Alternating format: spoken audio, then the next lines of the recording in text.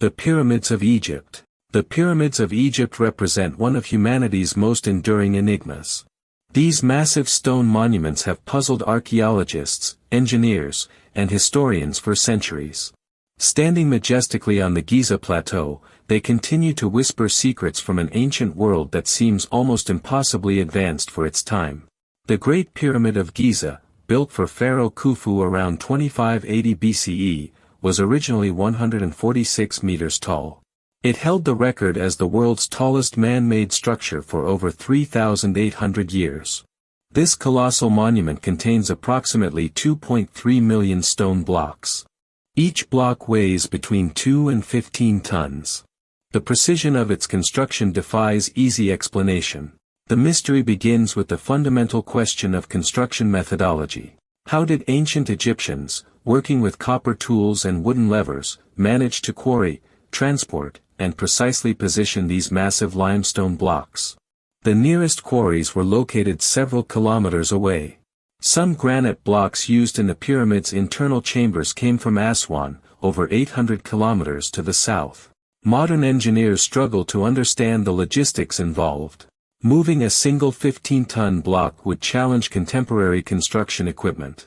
The ancient Egyptians somehow moved millions of these blocks with primitive technology.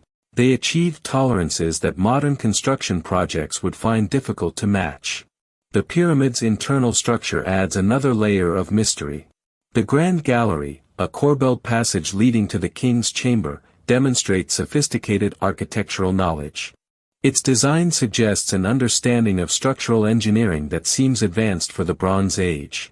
The chamber's acoustic properties create unique sound effects that some researchers believe were intentionally designed. Mathematical precision permeates every aspect of the pyramid's design. The ratio of its height to its base perimeter approximates the mathematical constant pi. This relationship appears too precise to be coincidental. The pyramid's orientation aligns almost perfectly with true north, deviating by only 3/60th of a degree. This level of accuracy requires sophisticated surveying techniques. Astronomical alignments add further complexity to the mystery. The pyramid's passages align with specific stars and constellations. The southern shaft from the king's chamber points toward Orion, which the Egyptians associated with Osiris. The northern shaft aligns with the ancient pole star.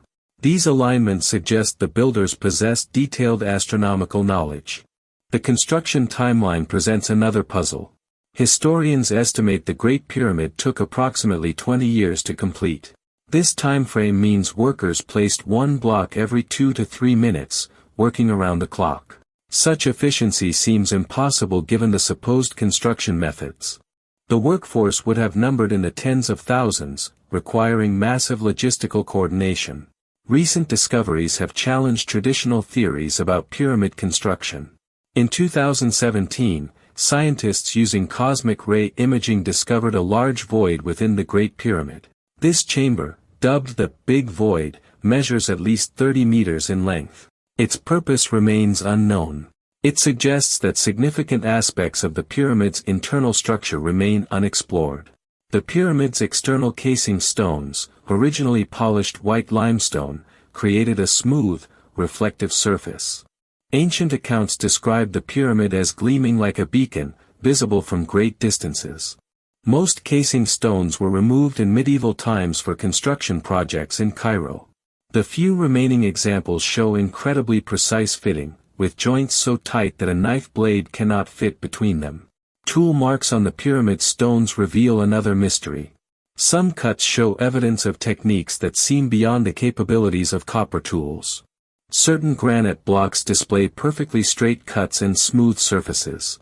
Experimental archaeology has struggled to replicate these results using period-appropriate tools and techniques. The pyramid complex includes smaller pyramids, temples, and the famous Sphinx. The entire complex demonstrates unified planning and execution. The Sphinx, carved from a single piece of bedrock, shows water erosion patterns that some geologists argue predate the accepted construction timeline. This observation has sparked debates about the site's true age. Underground chambers and passages add complexity to the mystery. The subterranean chamber beneath the Great Pyramid appears unfinished, yet its construction required removing thousands of tons of bedrock. The chamber's purpose remains unclear. Some theories suggest it served astronomical or ritual functions. The pyramid's internal temperature remains constant at 20 degrees Celsius year-round. This temperature matches the average temperature of the Earth. Whether this represents intentional design or coincidence continues to puzzle researchers. The pyramid's mass and design create unique thermal properties that modern buildings struggle to achieve. Recent theories propose alternative construction methods. Some researchers suggest the use of internal ramps spiraling within the pyramid structure. Others propose sophisticated pulley systems or even unknown technologies. However, no definitive evidence supports any single theory. The mystery of construction methodology remains unsolved. The pyramid's mathematical relationships extend beyond pi. Its dimensions encode various mathematical constants and relationships. The golden ratio appears in several measurements. These relationships suggest the builders possessed advanced mathematical knowledge, yet no contemporary Egyptian mathematical texts demonstrate such sophistication. Modern attempts to build smaller pyramids using ancient techniques have met with limited success. Even with modern knowledge and equipment, replicating the precision and scale of the Great Pyramid proves challenging. This difficulty underscores the remarkable achievement of the ancient builders. The social organization required for pyramid construction presents another mystery. Coordinating tens of thousands of workers required sophisticated management systems. Evidence suggests workers were well-fed and cared for, challenging earlier theories about slave labor. The logistics of feeding, housing, and organizing such a workforce remain poorly understood. Recent archaeological discoveries continue to reveal new mysteries. Ground-penetrating radar and other non-invasive techniques have detected additional voids and chambers. Each discovery raises new questions about the pyramid's design and purpose. The monument continues to yield secrets after millennia of study. The pyramids of Egypt stand as testament to human achievement and ingenuity. Yet they also represent the limits of our understanding of the ancient world. Despite centuries of study and countless theories, the fundamental questions of how and why these monuments were built remain partially answered. They continue to challenge our assumptions about ancient capabilities and knowledge. The pyramids keep their secrets, maintaining their status as one of history's greatest unsolved mysteries. The Dead Sea Scrolls. The Dead Sea Scrolls represent one of the most significant archaeological discoveries of the 20th century. These ancient manuscripts have revolutionized our understanding of early Judaism and Christianity. Yet they continue to harbor mysteries that scholars struggle to unravel. Found in caves near the Dead Sea, they offer a window into a world of religious fervor, sectarian conflict, and spiritual seeking that resonates across millennia. The discovery began in 1947 when a Bedouin shepherd named Muhammad Dib threw a rock into a cave while searching for a lost goat. The sound of breaking pottery led to the discovery of ancient scrolls wrapped in linen and stored in clay jars. This accidental find would spark one of archaeology's most important and controversial investigations. Between 1947 and 1956, archaeologists discovered scroll fragments in 11 caves near Qumran, on the northwestern shore of the Dead Sea. The dry climate and sealed cave environment created perfect preservation conditions. Some scrolls remained remarkably intact after 2 millennia. Others survived only as thousands of fragments requiring painstaking reconstruction. The scrolls date primarily from the 3rd century BCE to the 1st century CE. This period witnessed tremendous upheaval in Jewish history. The Seleucid persecution, the Maccabean revolt, Roman conquest, and the destruction of the Second Temple all occurred during this timeframe. The scrolls provide contemporary accounts of these turbulent times. Carbon dating and paleographic analysis have established the scrolls' antiquity. However, questions remain about their exact dating and the sequence of their composition. Some scrolls show evidence of multiple copying stages and editorial revisions. Understanding their textual history requires solving complex puzzles of manuscript relationships and transmission. The scroll collection includes 3 main categories of texts. Biblical manuscripts represent copies of Hebrew Bible books, some predating previously known versions by 1,000 years. Sectarian documents describe the beliefs and practices of the Qumran community. Non-sectarian texts include apocryphal works, calendrical texts, and wisdom literature. The biblical manuscripts have revolutionized textual criticism. The scrolls preserve Hebrew text traditions that differ from the standard Masoretic text. These variations illuminate the complex history of biblical text transmission. Some scroll variants align with ancient Greek or Samaritan text traditions, suggesting multiple Hebrew text families existed in antiquity. The Great Isaiah Scroll represents the most complete biblical manuscript among the finds. Dating to approximately 100 BCE, it preserves the entire book of Isaiah with remarkable fidelity to later medieval manuscripts. However, it also contains unique readings that provide insights into ancient scribal practices and textual development. Sectarian documents offer unprecedented insights into ancient Jewish sectarianism. The community rule describes the organization and beliefs of the Qumran sect. The Damascus document outlines legal interpretations and community governance. The War Scroll depicts an eschatological battle between the sons of light and the sons of darkness. The identity of the Qumran sect remains controversial. Most scholars identify them with the Essenes, a Jewish sect described by ancient historians like Josephus and Philo. However, this identification faces challenges. Some scroll teachings differ from ancient descriptions of Essene beliefs. Alternative theories propose connections to Sadducees, Pharisees, or unknown sectarian groups. The teacher of righteousness emerges as a central figure in sectarian texts. This anonymous leader appears to have founded or reformed the Qumran community. Sectarian documents attribute divine revelations and authoritative interpretations to him. His identity remains unknown, though scholars have proposed various historical candidates. The scrolls describe intense conflict with religious opponents. Sectarian texts condemn the wicked priest and other adversaries. These polemics reflect broader tensions within Second Temple Judaism. Different groups competed for religious authority and proper interpretation of Jewish law. Calendrical disputes feature prominently in sectarian concerns. The Qumran community followed a solar calendar rather than the lunar calendar used by mainstream Judaism. This difference affected the timing of religious festivals and sacrificial offerings. The calendrical conflict reflects deeper theological disagreements about divine revelation and religious authority.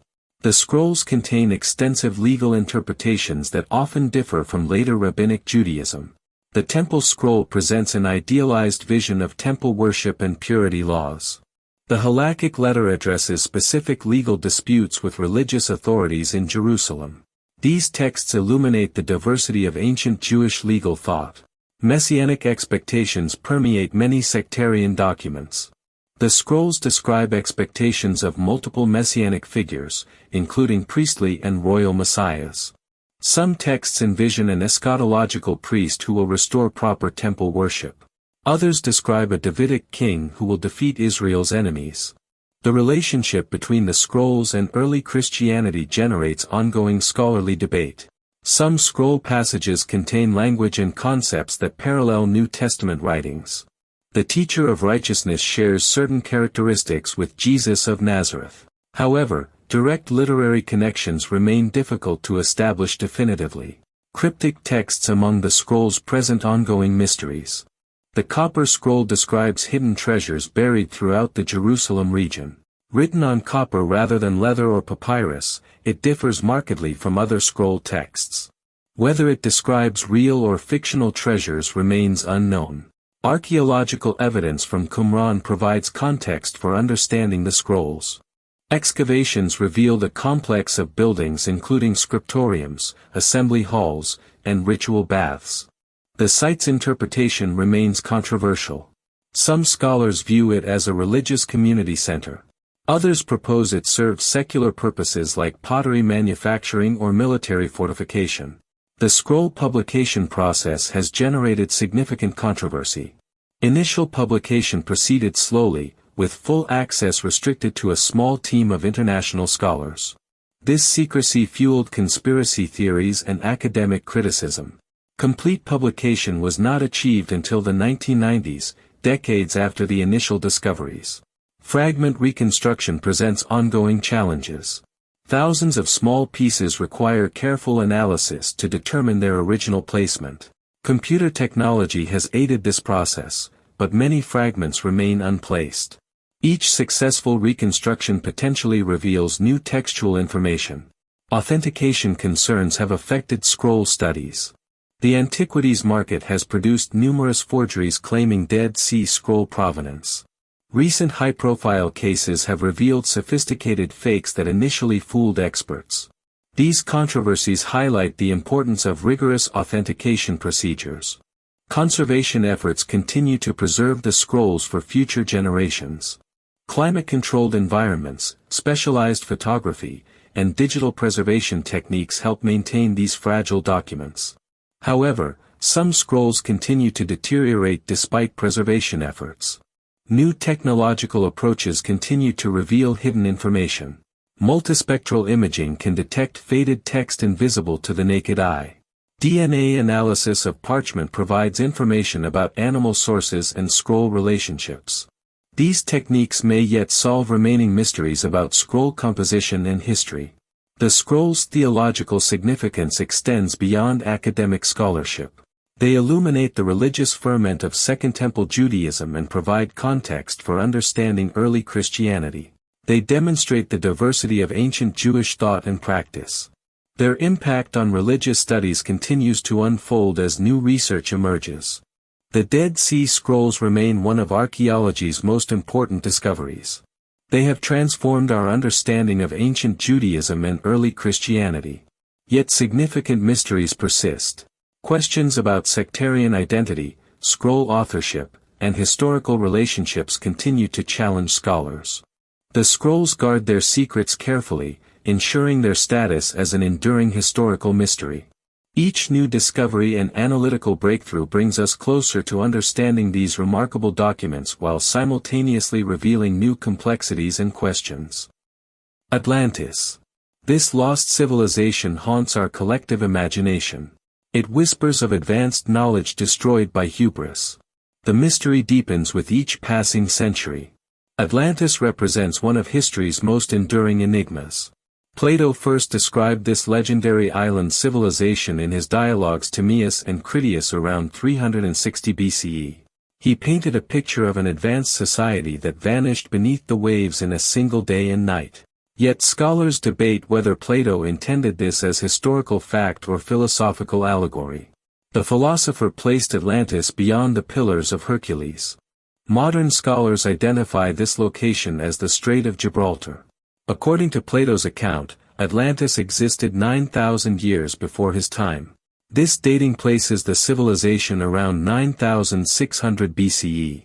Such antiquity challenges conventional understanding of human development. Plato described Atlantis as a naval power unlike any other. The island measured larger than Libya and Asia combined. Concentric rings of water and land formed its unique geography. A great plain stretched across the island's center. Mountains protected the northern borders. The capital city gleamed with precious metals and exotic materials. The Atlanteans possessed technology that seemed miraculous for their time. They built elaborate temples, palaces, and harbors. Bronze, tin, and the mysterious metal orichalcum adorned their structures. Hot and cold springs provided water throughout the city. An intricate system of canals connected different regions. Their military might dominated the ancient world. Atlantean forces conquered parts of Europe and Africa. They possessed advanced weapons and naval vessels. Their empire stretched across the Mediterranean. Only Athens stood against their expansionist ambitions. This conflict forms the backdrop of Plato's narrative. The Atlanteans' downfall came through moral corruption and divine punishment. Initially noble and virtuous, they became greedy and power-hungry. Their divine heritage diluted over generations. Zeus decided to punish their arrogance. In a single day, earthquakes and floods destroyed the entire civilization. Modern searches for Atlantis have spanned the globe. Some researchers place it in the Mediterranean near Crete. The Minoan civilization's sudden collapse around 1600 BCE matches certain aspects of Plato's account. The Santorini volcanic eruption destroyed much of Minoan culture. Tsunamis devastated coastal settlements. Other theories locate Atlantis in the Atlantic Ocean. Underwater formations near the Azores have attracted attention. The mid-Atlantic ridge contains geological features that some interpret as artificial. However, scientific analysis reveals these formations as natural phenomena. No conclusive archaeological evidence supports an Atlantic location. The Black Sea theory proposes that Atlantis existed before post-glacial flooding. Around 5600 BCE, rising sea levels breached the Bosphorus. Salt water poured into the freshwater lake. This catastrophic flood destroyed early civilizations around the sea's edges. Some survivors might have carried memories that eventually reached Plato. Antarctica presents another intriguing possibility. Maps from the medieval period show Antarctica without ice. The Piri-Reis map of 1513 depicts the continent's coastline with remarkable accuracy. Some theorists suggest ancient civilizations knew Antarctica before ice sheets covered it. However, Antarctica has been frozen for millions of years. Genetic studies add complexity to Atlantis theories. Recent research reveals sophisticated ancient civilizations existed earlier than previously thought. Göbekli Tepe in Turkey dates to 9600 BCE. This matches Plato's timeline for Atlantis. The site demonstrates advanced architectural knowledge. Its builders possessed astronomical understanding and artistic skill. Underwater archaeology has discovered numerous submerged cities. Rising sea levels after the last ice age flooded coastal settlements worldwide.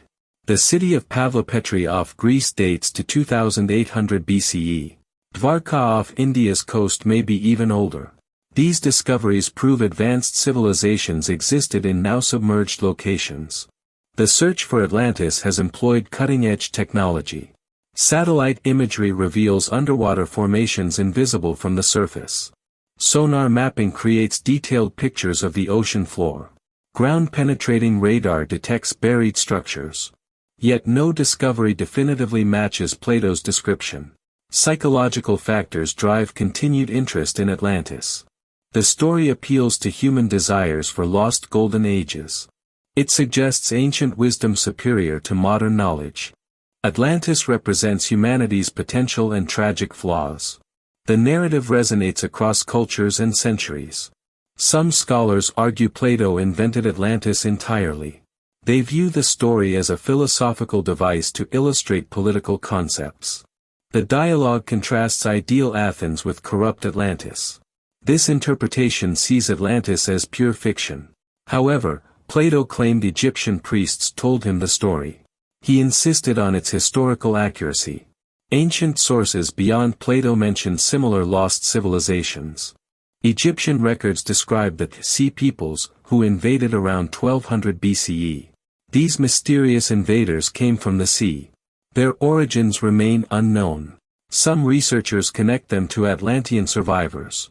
Herodotus wrote about the Atlantes, a North African people. They lived near the Atlas Mountains. Their name resembles Atlantis.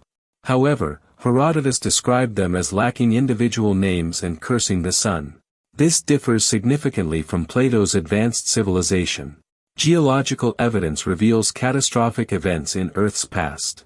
The Younger Dryas period ended suddenly around 9600 BCE. Global temperatures rose rapidly. Ice sheets melted quickly. Sea levels rose dramatically. These changes could have destroyed advanced coastal civilizations. The Azores Plateau shows signs of recent submergence. Core samples reveal shallow water marine life at depth. This suggests the region was above sea level relatively recently. However, geological dating places submergence much earlier than human civilization. Linguistic evidence provides tantalizing clues. The word Atlantic derives from Atlas, the mythical titan. Many cultures have flood myths resembling Atlantis. The Epic of Gilgamesh describes a great flood. Hindu texts mention Dvarka sinking into the sea. These parallel stories suggest common ancient memories. Modern technology continues revealing ocean secrets. Deep-sea exploration discovers new underwater formations regularly. The Mediterranean's complex geology holds many surprises. Each discovery raises questions about ancient civilizations and sea level changes. Climate science reveals dramatic ancient environmental changes. The end of the Ice Age brought massive floods and geological upheaval. Coastal regions worldwide experienced dramatic transformations. Advanced civilizations could have existed in areas now underwater. The Atlantis mystery persists because it addresses fundamental human questions. What knowledge have we lost? How advanced were ancient peoples? Can civilizations vanish without trace? These questions drive continued research and speculation. Archaeological evidence supports advanced ancient capabilities. Precision stonework at Puma Punku in Bolivia rivals modern techniques. The Antikythera mechanism demonstrates sophisticated ancient technology. These discoveries suggest ancient peoples possessed greater knowledge than previously believed. Oceanographic research reveals the seafloor's complexity. Continental shelves contain numerous unexplored formations. Many regions remain unmapped in detail. Future discoveries could reveal evidence of lost civilizations.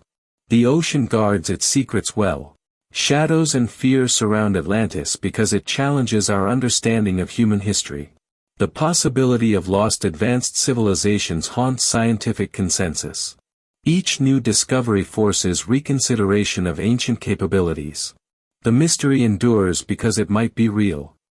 Stonehenge. This prehistoric monument stands as a silent witness to forgotten knowledge.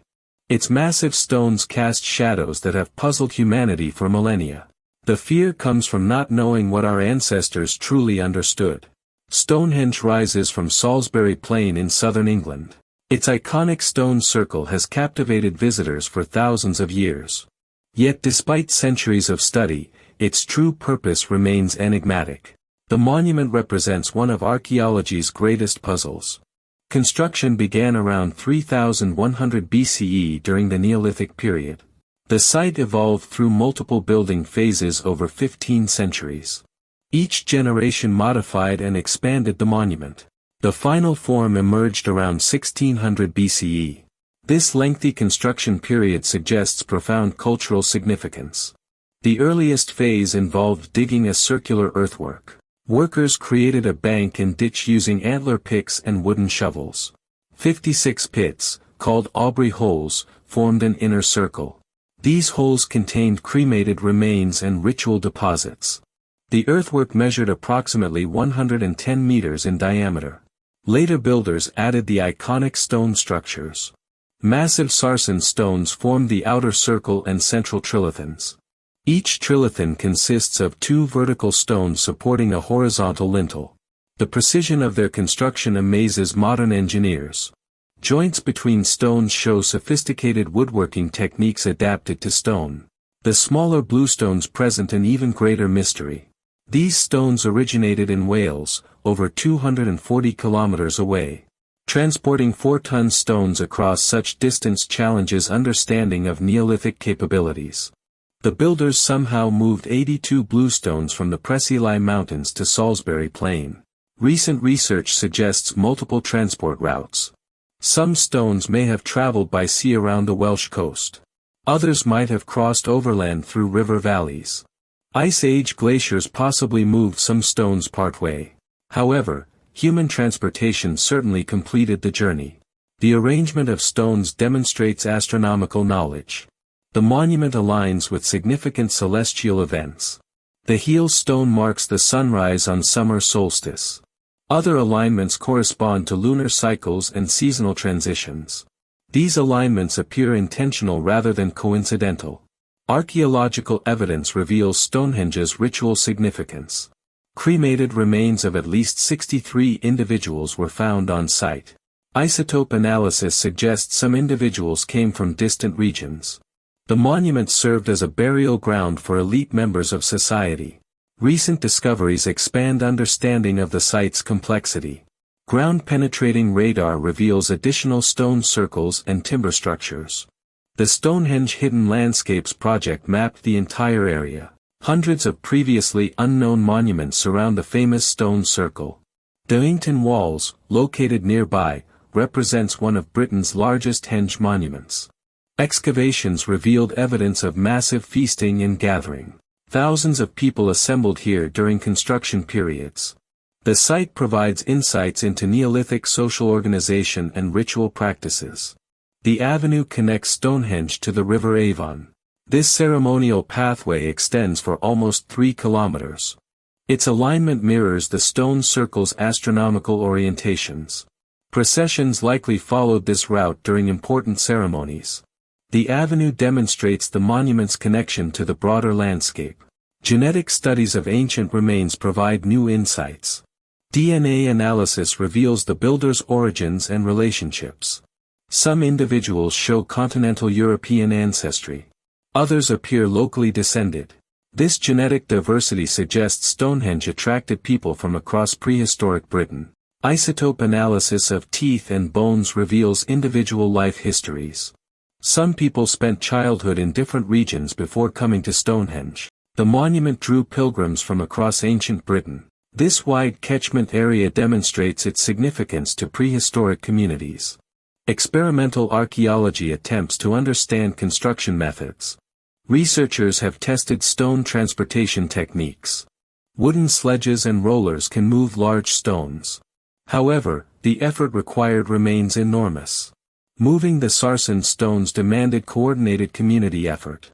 The trilithons required sophisticated engineering knowledge. Raising 30-ton lintels demanded precise planning and execution. Mortise and tenon joints secure the horizontal stones. These techniques prevent earthquake damage and ensure stability. The builders possessed advanced understanding of structural engineering. Acoustic properties of Stonehenge suggest ritual functions. The stone circle enhances sound transmission.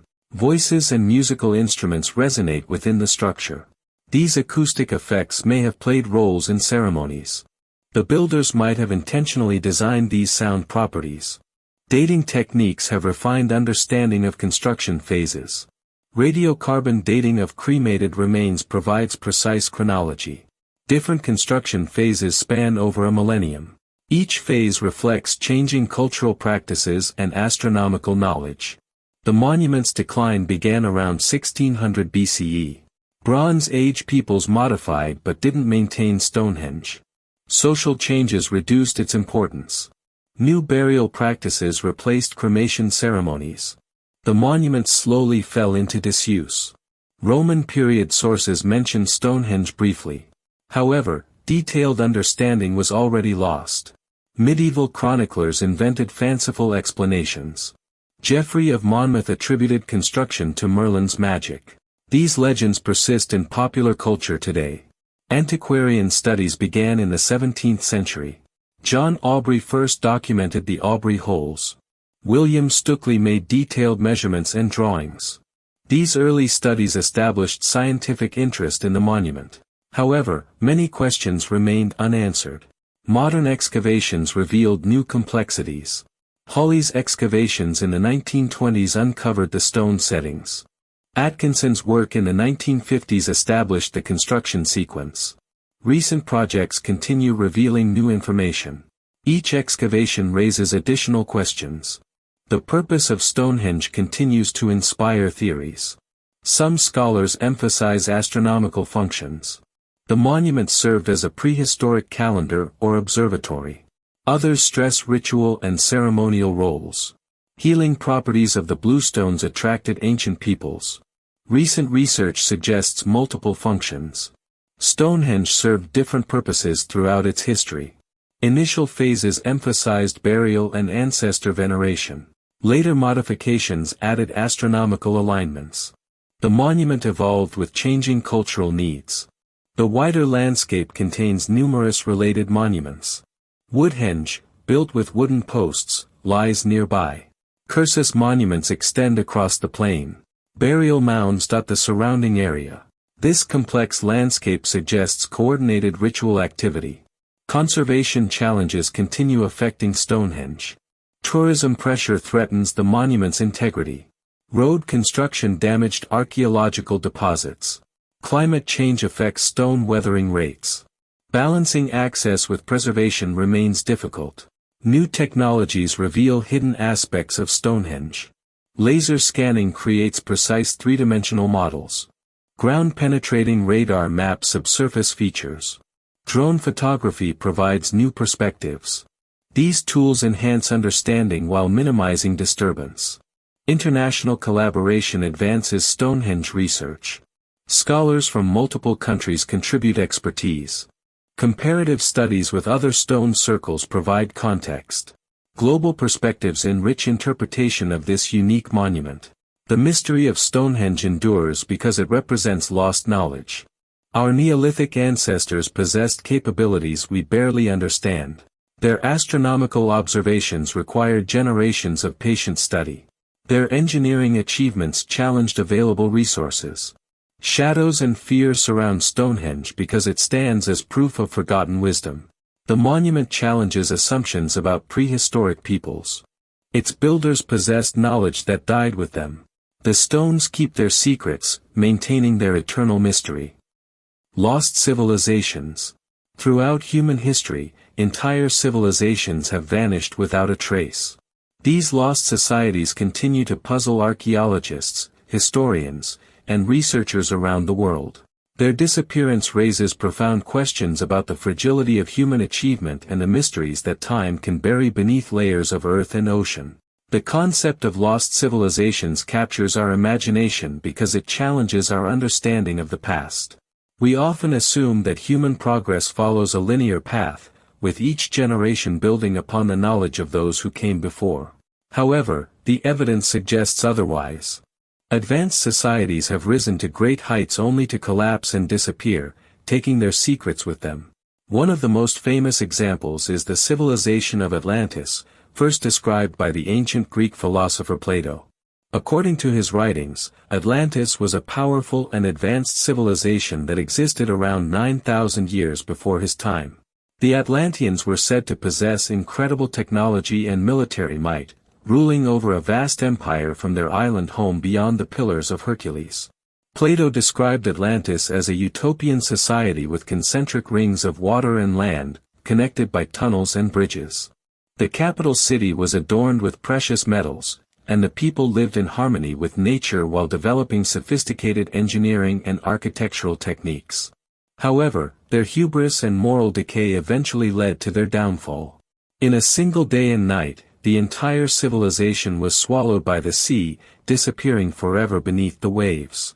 Scholars debate whether Plato intended Atlantis as a literal historical account or as an allegory about the dangers of unchecked power and moral corruption. Despite extensive searches across the world's oceans and continents, no definitive evidence of Atlantis has ever been found. Some researchers have proposed various locations, from the Mediterranean Sea to the Atlantic Ocean, and even to places as far away as Antarctica, but none have provided conclusive proof.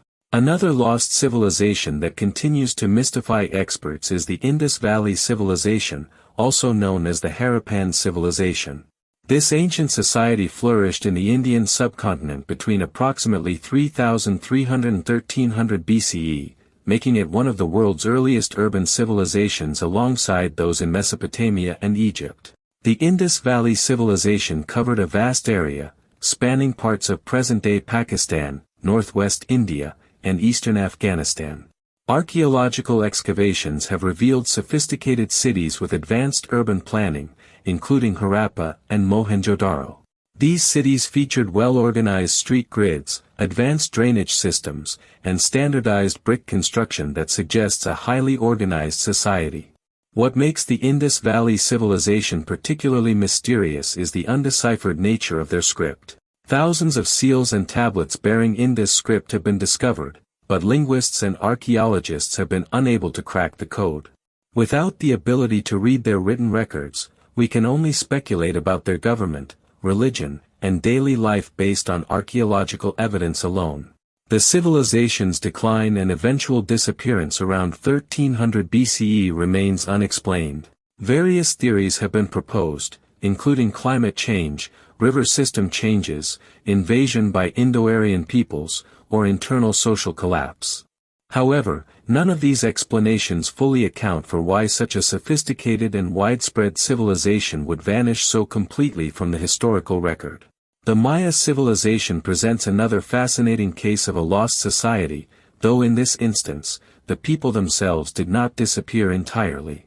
The Maya built one of the most advanced civilizations in pre-Columbian America, developing sophisticated systems of writing, astronomy, mathematics, and architecture.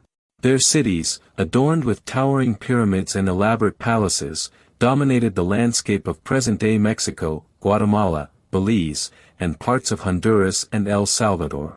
During what archaeologists call the Classic Period, roughly from 250 to 900 CE, Maya civilization reached its peak.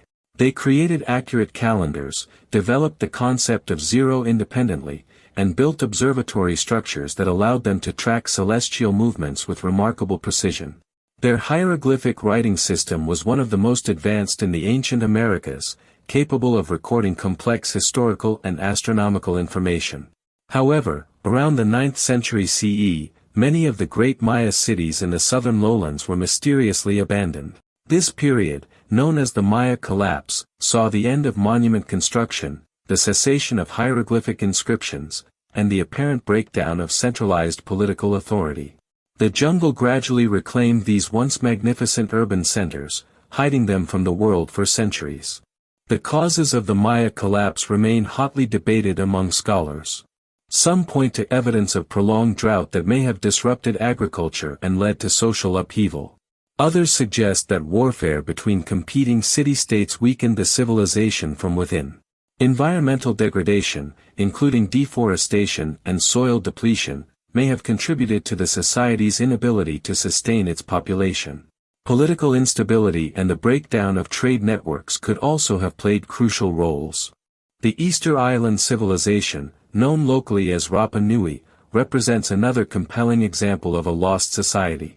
Located in the southeastern Pacific Ocean, Easter Island is one of the most remote inhabited places on Earth. The island is famous for its nearly 1,000 monumental statues called moai, which were created by the Rapa Nui people between approximately 1250 and 1500 CE. These massive stone figures, some weighing up to 80 tons, demonstrate the remarkable engineering capabilities of the island's inhabitants. The statues were carved from volcanic rock and somehow transported across the island to their final locations, often many miles from the quarry sites. The logistics of moving these enormous monuments without modern machinery remains a subject of ongoing research and debate. The Rapa Nui civilization flourished for several centuries, developing a complex society with its own unique script called Rongorongo. However, by the time European explorers first arrived in the 18th century, the island's population had declined dramatically, and much of the cultural knowledge had been lost. The reasons for this decline are disputed, with theories ranging from environmental collapse due to deforestation and overexploitation of resources to social conflict and the devastating impact of slave raids and disease introduced by European contact. The Minoan civilization of ancient Crete offers yet another example of a sophisticated society that vanished under mysterious circumstances. Flourishing from approximately 2700 to 1100 BCE, the Minoans created one of Europe's first advanced civilizations. They built elaborate palaces, developed extensive trade networks throughout the Mediterranean, and created distinctive art forms that celebrated nature and religious ceremonies. The Palace of Knossos, excavated by archaeologist Sir Arthur Evans in the early 20th century, revealed the complexity of Minoan society.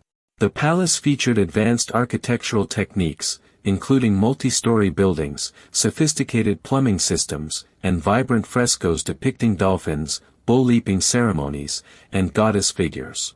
The Minoans appear to have been a peaceful people, as their cities lacked the massive fortifications common in other ancient civilizations.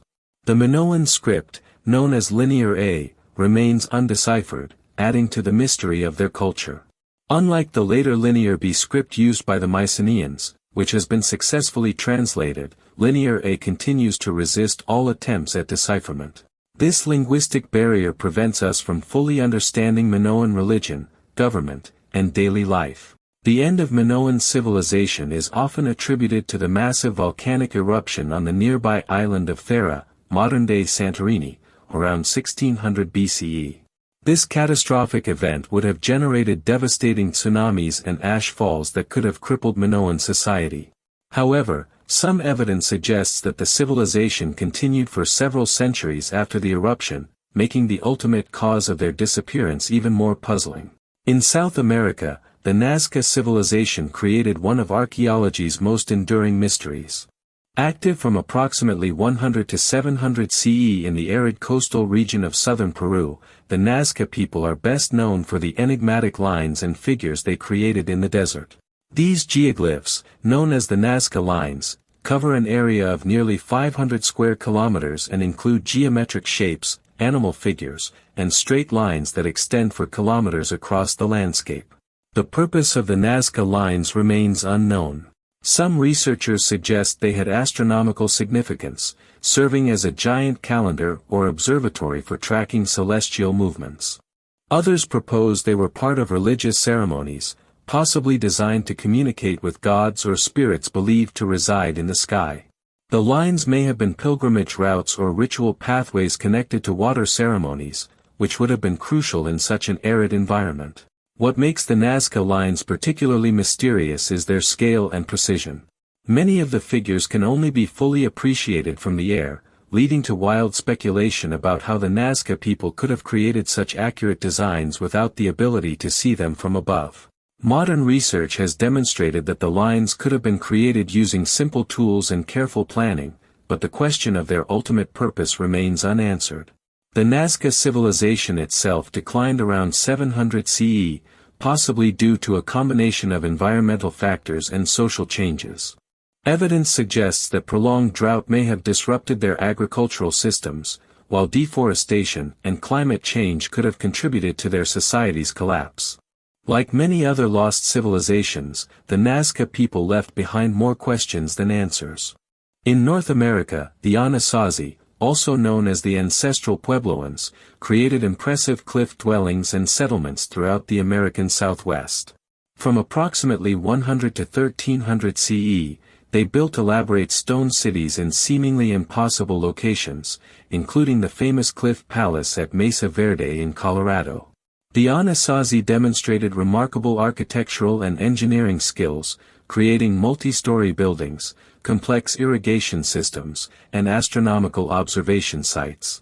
Their society was well adapted to the challenging environment of the high desert, developing sophisticated techniques for agriculture and water management that allowed them to thrive in a region where survival was difficult. However, around 1300 CE, the Anasazi suddenly abandoned their great settlements and disappeared from the archaeological record. The timing of this abandonment coincides with a period of prolonged drought known as the Great Drought, which lasted from approximately 1276 to 1299 CE. However, the Anasazi had survived previous droughts, making their complete abandonment of the region particularly puzzling. Some researchers suggest that social factors, including warfare, political instability, or religious changes, may have contributed to the Anasazi departure. Others point to evidence of environmental degradation, including deforestation and soil depletion, which may have made their traditional lifestyle unsustainable. The mystery deepens when considering that the Anasazi appear to have left their settlements in an organized manner, taking their portable possessions but leaving behind pottery, tools, and other artifacts. These lost civilizations share common themes that continue to perplex researchers. Many experienced periods of remarkable achievement and cultural flowering before their sudden or gradual decline. Environmental factors, including climate change, natural disasters, and resource depletion, appear to have played crucial roles in many cases. However, social and political factors, including warfare, social upheaval, and the breakdown of governing institutions, may have been equally important. The study of lost civilizations offers valuable lessons for modern society. These vanished cultures demonstrate that even the most advanced and powerful civilizations are not immune to collapse. They remind us of the importance of environmental stewardship, social cohesion, and adaptive governance in maintaining stable societies. Moreover, lost civilizations highlight the gaps in our historical knowledge and the limits of archaeological evidence. Despite decades or centuries of research, many fundamental questions about these societies remain unanswered. New discoveries continue to revise our understanding of the past, suggesting that many more lost civilizations may still await discovery beneath the earth, under the sea, or hidden in remote corners of the world. The mystery of lost civilizations also reflects the broader question of human memory and the preservation of knowledge. How much of our own civilization's achievements would survive if our society were to collapse tomorrow? The digital age has created vast archives of information, but it has also made us dependent on technologies that may not endure the test of time. As we continue to search for answers about these vanished peoples, we gain insights not only into the past but also into the fundamental challenges facing human societies. The mystery of lost civilizations reminds us that history is not always a story of continuous progress, but rather a complex tapestry of rise and fall, achievement and loss, memory and forgetting. The Nazca Lines. Deep in the arid desert of southern Peru lies one of archaeology's most perplexing enigmas. The Nazca Lines stretch across nearly 500 square kilometers of barren landscape, creating a vast canvas of geometric shapes, animal figures, and perfectly straight lines that have puzzled researchers for decades. These ancient geoglyphs represent one of humanity's most mysterious artistic achievements, raising profound questions about their purpose, creation, and the people who made them. The Nazca Lines were created by the Nazca civilization between approximately 500 BCE and 500 CE, though some lines may date even earlier or later. The Nazca people inhabited the river valleys of the Rio Grande de Nazca drainage system, where they developed sophisticated agricultural techniques and created distinctive pottery and textiles. However, it is their monumental ground drawings that have secured their place in history and continue to baffle experts today. The scale of the Nazca Lines is truly staggering. More than 10,000 individual lines crisscrossed the desert floor, forming over 300 geometric designs and 70 recognizable figures of animals, plants, and humans.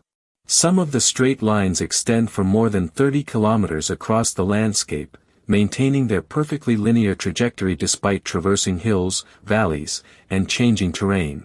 The precision required to create such massive designs without modern surveying equipment challenges our understanding of ancient capabilities. The most famous of the Nazca geoglyphs are the animal figures, known as biomorphs. These include a hummingbird measuring 93 meters in length, a monkey with a spiral tail spanning 55 meters, a spider stretching 47 meters, and a condor with a wingspan of 134 meters. Other figures depict a pelican, whale, llama, lizard, tree, flower, and various humanoid shapes.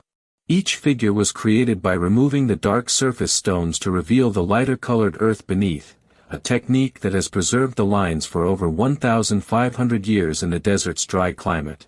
The geometric designs are equally impressive, featuring trapezoids, rectangles, triangles, and spirals of enormous proportions. Some of these geometric figures cover areas larger than several football fields, while others form intricate patterns that seem to follow mathematical principles. The combination of curves and straight lines demonstrates a sophisticated understanding of geometry and spatial relationships that required careful planning and execution. What makes the Nazca Lines particularly mysterious is that many of the figures can only be fully appreciated from high above the ground. The animal shapes and geometric patterns are often invisible or incomprehensible to someone standing on the desert floor. This aerial perspective has led to numerous theories about how the Nazca people could have designed and created such accurate representations without the ability to see their work from above. The preservation of the Nazca Lines is itself remarkable. The extremely dry climate of the Nazca Desert, which receives less than 20 millimeters of rainfall per year, has prevented erosion and allowed the lines to remain visible for centuries.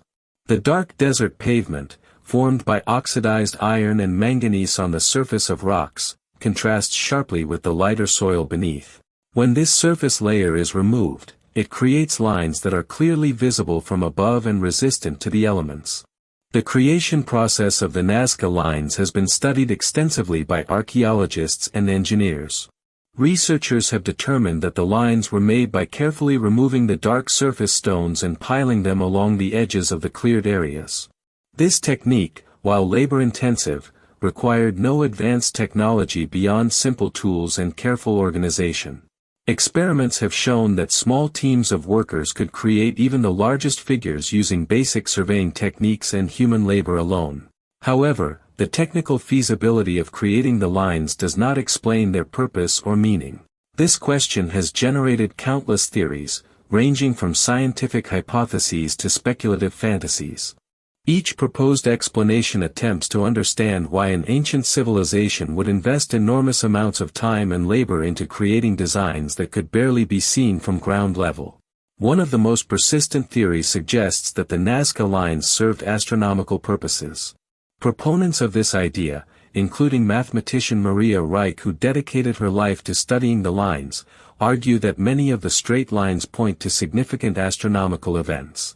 According to this theory, the lines functioned as a giant calendar or observatory, marking the positions of the sun, moon, and stars at crucial times of the year.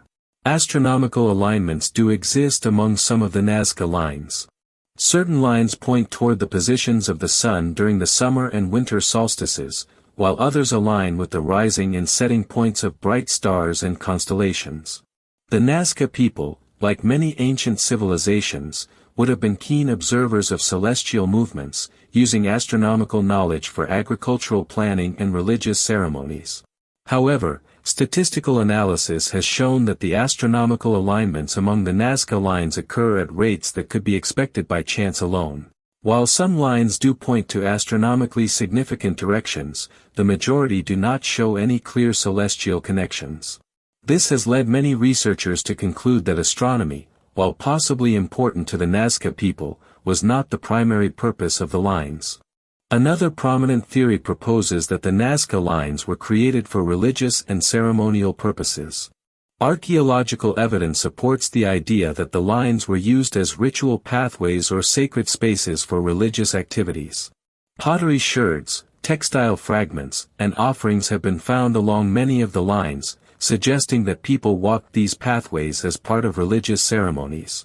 The religious theory gains support from ethnographic studies of modern Andean cultures, which maintain traditions of creating temporary ground drawings for ceremonial purposes. Many Andean communities still practice rituals involving the creation of patterns on the ground, often in connection with agricultural ceremonies and requests for rain. The Nazca people lived in one of the world's driest deserts, making water and agricultural fertility matters of life and death. Some researchers suggest that the Nazca lines were created as offerings to mountain spirits or sky gods, beings believed to control rainfall and agricultural success. The animal figures might represent powerful spiritual beings or totems associated with water and fertility. The act of creating the lines themselves could have been a form of prayer or meditation, bringing communities together in collective ritual activity. The pilgrimage theory represents another compelling explanation for the Nazca lines. This hypothesis suggests that the lines served as sacred pathways for religious processions and pilgrimages. People would walk along the lines as part of spiritual journeys, visiting sacred sites and participating in ceremonial activities along the way. The straight lines could have connected important locations, while the animal figures might have served as destinations or markers along pilgrimage routes. Archaeological evidence supports the pilgrimage theory through the discovery of numerous small shrines and offering sites along the lines. These locations contain pottery, shells, and other artifacts that suggest ritual activities. The wear patterns on some lines indicate repeated foot traffic, consistent with their use as pathways rather than merely symbolic designs. Water worship represents perhaps the most practical and culturally relevant explanation for the Nazca lines. The Nazca people lived in an environment where water was scarce and precious, making successful agriculture dependent on careful water management. Many researchers believe that the lines were created as part of elaborate ceremonies designed to ensure adequate rainfall and river flow. The water worship theory is supported by the discovery of underground aqueducts, called puquios, throughout the Nazca region. These sophisticated irrigation systems allowed the Nazca people to access groundwater and maintain agriculture in the desert environment. The lines might have been associated with these water sources, serving as ceremonial pathways leading to sacred springs or underground water channels. Some of the animal figures seem to support the water connection. The spider, for example, is associated with rain in many South American cultures. The hummingbird is often connected with fertility and life-giving forces. The whale might represent the ocean, the ultimate source of all water. These symbolic associations suggest that the lines were created to honor and invoke the forces that control water in the natural world. The social cohesion theory proposes that the Nazca lines served primarily to unite communities through collective labor projects.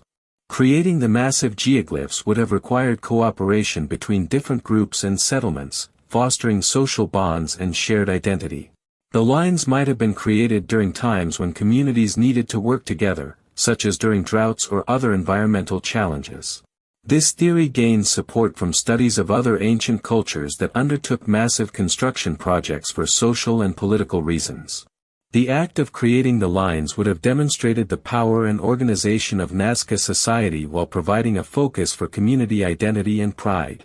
Different groups might have been responsible for different sections or figures, creating a sense of ownership and connection to the broader project. More speculative theories about the Nazca lines have captured popular imagination but lack scientific support. The ancient astronaut hypothesis, popularized by authors like Erich von Däniken, suggests that the lines were created as landing strips or signals for extraterrestrial visitors. This theory points to the aerial perspective required to fully appreciate the figures as evidence that they were designed for beings capable of flight. However, the ancient astronaut theory faces numerous problems when examined scientifically. The lines would be completely unsuitable as landing strips for any kind of aircraft, as they are often located on uneven terrain and are too narrow for practical use. The figures themselves show clear connections to local animals and cultural symbols, suggesting terrestrial rather than extraterrestrial inspiration. The balloon theory represents another speculative but more plausible explanation. Some researchers have suggested that the Nazca people might have developed primitive hot air balloons, allowing them to view their creations from above. Experiments have demonstrated that materials available to the Nazca people could theoretically be used to construct simple balloons capable of carrying a person aloft. Evidence for the balloon theory includes the discovery of ancient textiles with very tight weaves that could potentially hold hot air, as well as burn pits that might have been used to generate heated air. However, no direct evidence of balloon construction or use has been found, making this theory highly speculative. The technical challenges of creating and operating balloons with ancient materials would have been enormous. Recent technological advances have revolutionized the study of the Nazca lines. Satellite imagery, aerial photography, and ground-penetrating radar have revealed hundreds of previously unknown lines and figures. Artificial intelligence and machine learning algorithms are being used to identify new geoglyphs and analyze patterns in their distribution and orientation. Modern research has also provided new insights into the dating and construction of the lines. Radiocarbon dating of organic materials found along the lines has refined our understanding of when different figures were created. Some lines appear to be much older than previously thought, while others were created or modified well into the colonial period. The discovery of new lines continues to challenge existing theories about their purpose and meaning. Recent finds include figures that are only visible using advanced imaging techniques, suggesting that the full extent of Nazca ground art may be much larger than previously realized. Some newly discovered lines show different construction techniques and artistic styles, indicating that the tradition of creating geoglyphs continued for many centuries and involved multiple cultural groups. Environmental changes have also provided new perspectives on the Nazca lines.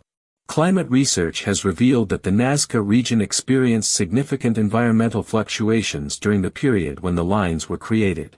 Periods of drought alternated with times of increased rainfall, potentially influencing the timing and purpose of line construction. Some researchers now suggest that the lines were created during specific environmental conditions, possibly as responses to climate stress or as attempts to influence weather patterns. The correlation between environmental changes and the construction of different groups of lines suggests that climate may have been a more important factor than previously recognized. The preservation and protection of the Nazca Lines face significant challenges in the modern world. Urban development, road construction, and tourism have all threatened the integrity of the geoglyphs. Climate change and extreme weather events pose additional risks to these fragile archaeological treasures. The Peruvian government and international organizations have implemented measures to protect the Nazca Lines, including restricted access and aerial monitoring.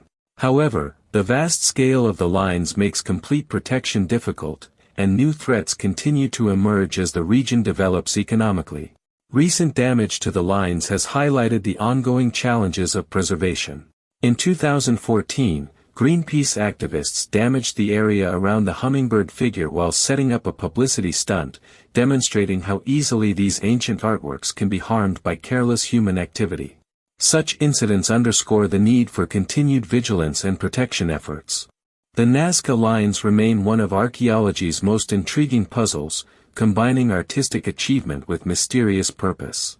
Despite decades of research and numerous theories, we still do not fully understand why the Nazca people invested enormous effort in creating these massive ground drawings. The lines continue to inspire wonder and speculation, representing a unique achievement in human creativity and engineering. Perhaps the enduring mystery of the Nazca Lines reflects the fundamental challenge of understanding ancient cultures through archaeological evidence alone. Without written records or direct testimony from their creators, we can only speculate about the meanings and motivations behind these remarkable creations. The lines serve as a reminder that the past holds secrets that may never be fully revealed, preserving their mystery for future generations to ponder and explore. The Hessdalen Lights. In the remote valleys of central Norway, a phenomenon has been captivating scientists and witnesses for decades. The Hessdalen Lights represent one of the most documented and scientifically studied unexplained light phenomena in the world. These mysterious illuminations appear regularly in the skies above Hessdalen Valley, defying conventional explanation and challenging our understanding of atmospheric physics. The Hessdalen Valley stretches approximately 12 kilometers through the mountainous landscape of Sør-Trøndelag County in Norway. This sparsely populated region, home to fewer than 150 residents, became the focus of international scientific attention when strange lights began appearing with increasing frequency during the early 1980s. What started as isolated reports from local farmers and residents soon developed into a systematic investigation that continues to this day. The phenomenon first gained widespread attention in November 1981, when residents began reporting unusual light displays in the valley with unprecedented frequency. Witnesses described seeing bright, colorful lights that would appear suddenly in the sky, move in seemingly impossible patterns, and disappear without explanation. These lights exhibited behaviors that seemed to defy known laws of physics, including sudden acceleration, abrupt directional changes, and the ability to hover motionlessly for extended periods. The lights manifest in various forms and colors, creating a diverse range of visual phenomena. Witnesses have reported seeing white, yellow, red, and blue lights of different intensities and sizes. Some appear as single bright orbs, while others manifest as clusters of multiple lights moving in formation. The lights range in apparent size from small points comparable to stars to large illuminations that can light up entire sections of the valley. The behavior of the Hessdalen lights is particularly puzzling. Many witnesses describe lights that appear to respond to human presence or activity. Some lights seem to approach observers when flashlights are pointed at them, while others retreat or change their behavior when photographed. The lights have been observed moving at speeds that vary from extremely slow drifting motions to rapid accelerations that would be impossible for conventional aircraft. Duration of the light phenomena varies dramatically. Some appearances last only a few seconds, while others have been observed for over an hour.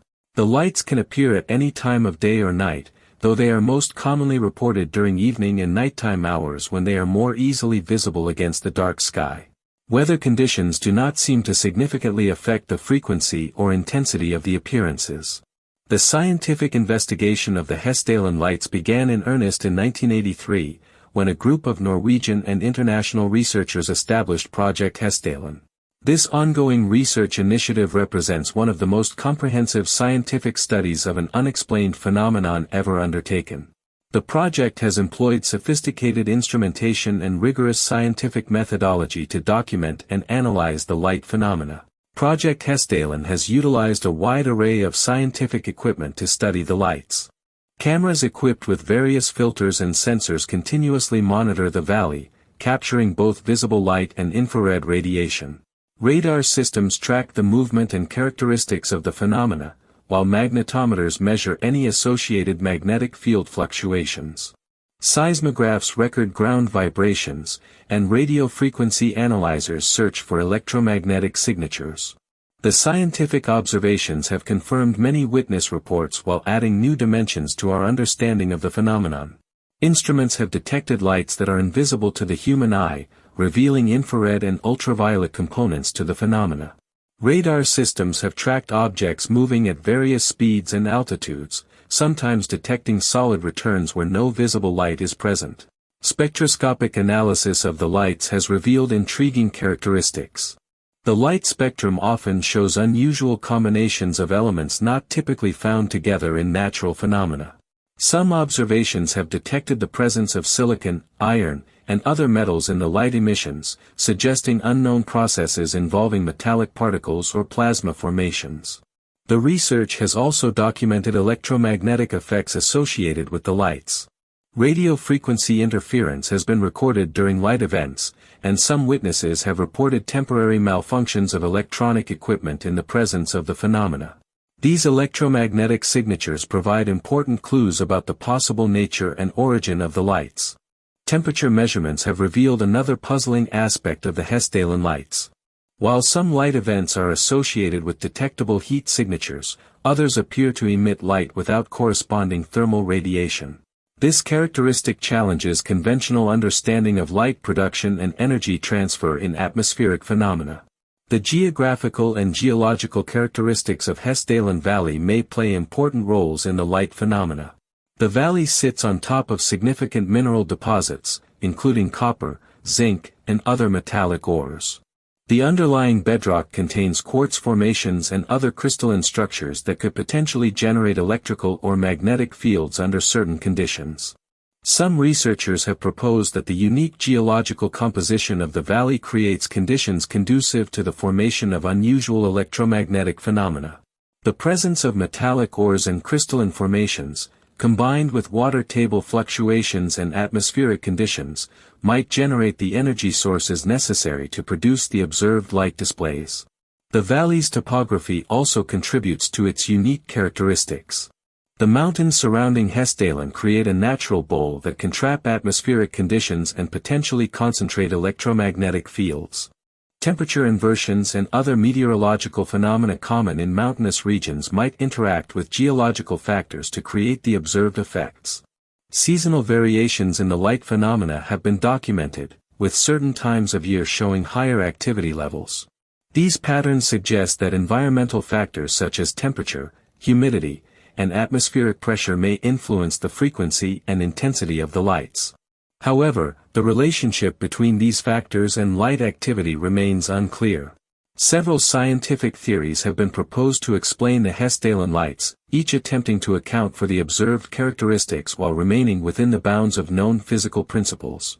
These theories range from conventional atmospheric explanations to more exotic possibilities involving unknown physical processes. The plasma theory represents one of the most widely accepted scientific explanations for the HESDALEN lights. According to this hypothesis, the lights are formed by naturally occurring plasma formations in the atmosphere above the valley.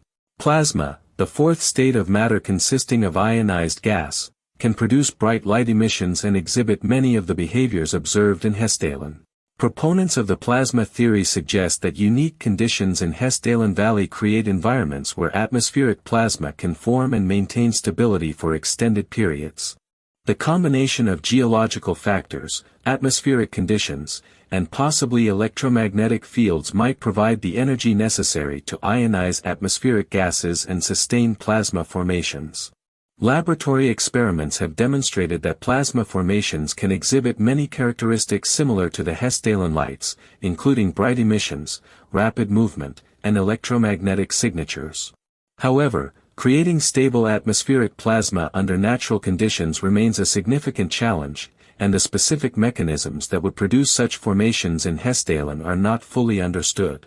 The piezoelectric theory proposes that mechanical stress on quartz-bearing rocks in the valley generates electrical fields strong enough to ionize atmospheric particles. When tectonic forces or thermal expansion create pressure on crystalline formations, they could produce electrical discharges that manifest as visible light phenomena. This theory accounts for the correlation between geological activity and light appearances. Piezoelectric effects have been observed in laboratory settings and could theoretically produce the energy necessary for light generation. However, the scale of electrical generation required to create the observed phenomena would be enormous, and it remains unclear whether natural piezoelectric processes could produce such intense effects. The combustion theory suggests that the lights result from the spontaneous ignition of naturally occurring gases in the valley. Methane, hydrogen, or other flammable gases could accumulate in certain atmospheric conditions and ignite, producing the observed light displays. This theory explains the variety of colors and the apparent random nature of many appearances. While combustible gases are known to exist in many geological environments, the specific conditions required for spontaneous ignition and the observed characteristics of the lights present challenges for this explanation. The duration and behavior of many light events seem inconsistent with simple gas combustion processes. The electromagnetic theory proposes that natural electromagnetic fields in the valley interact with atmospheric particles to create light phenomena.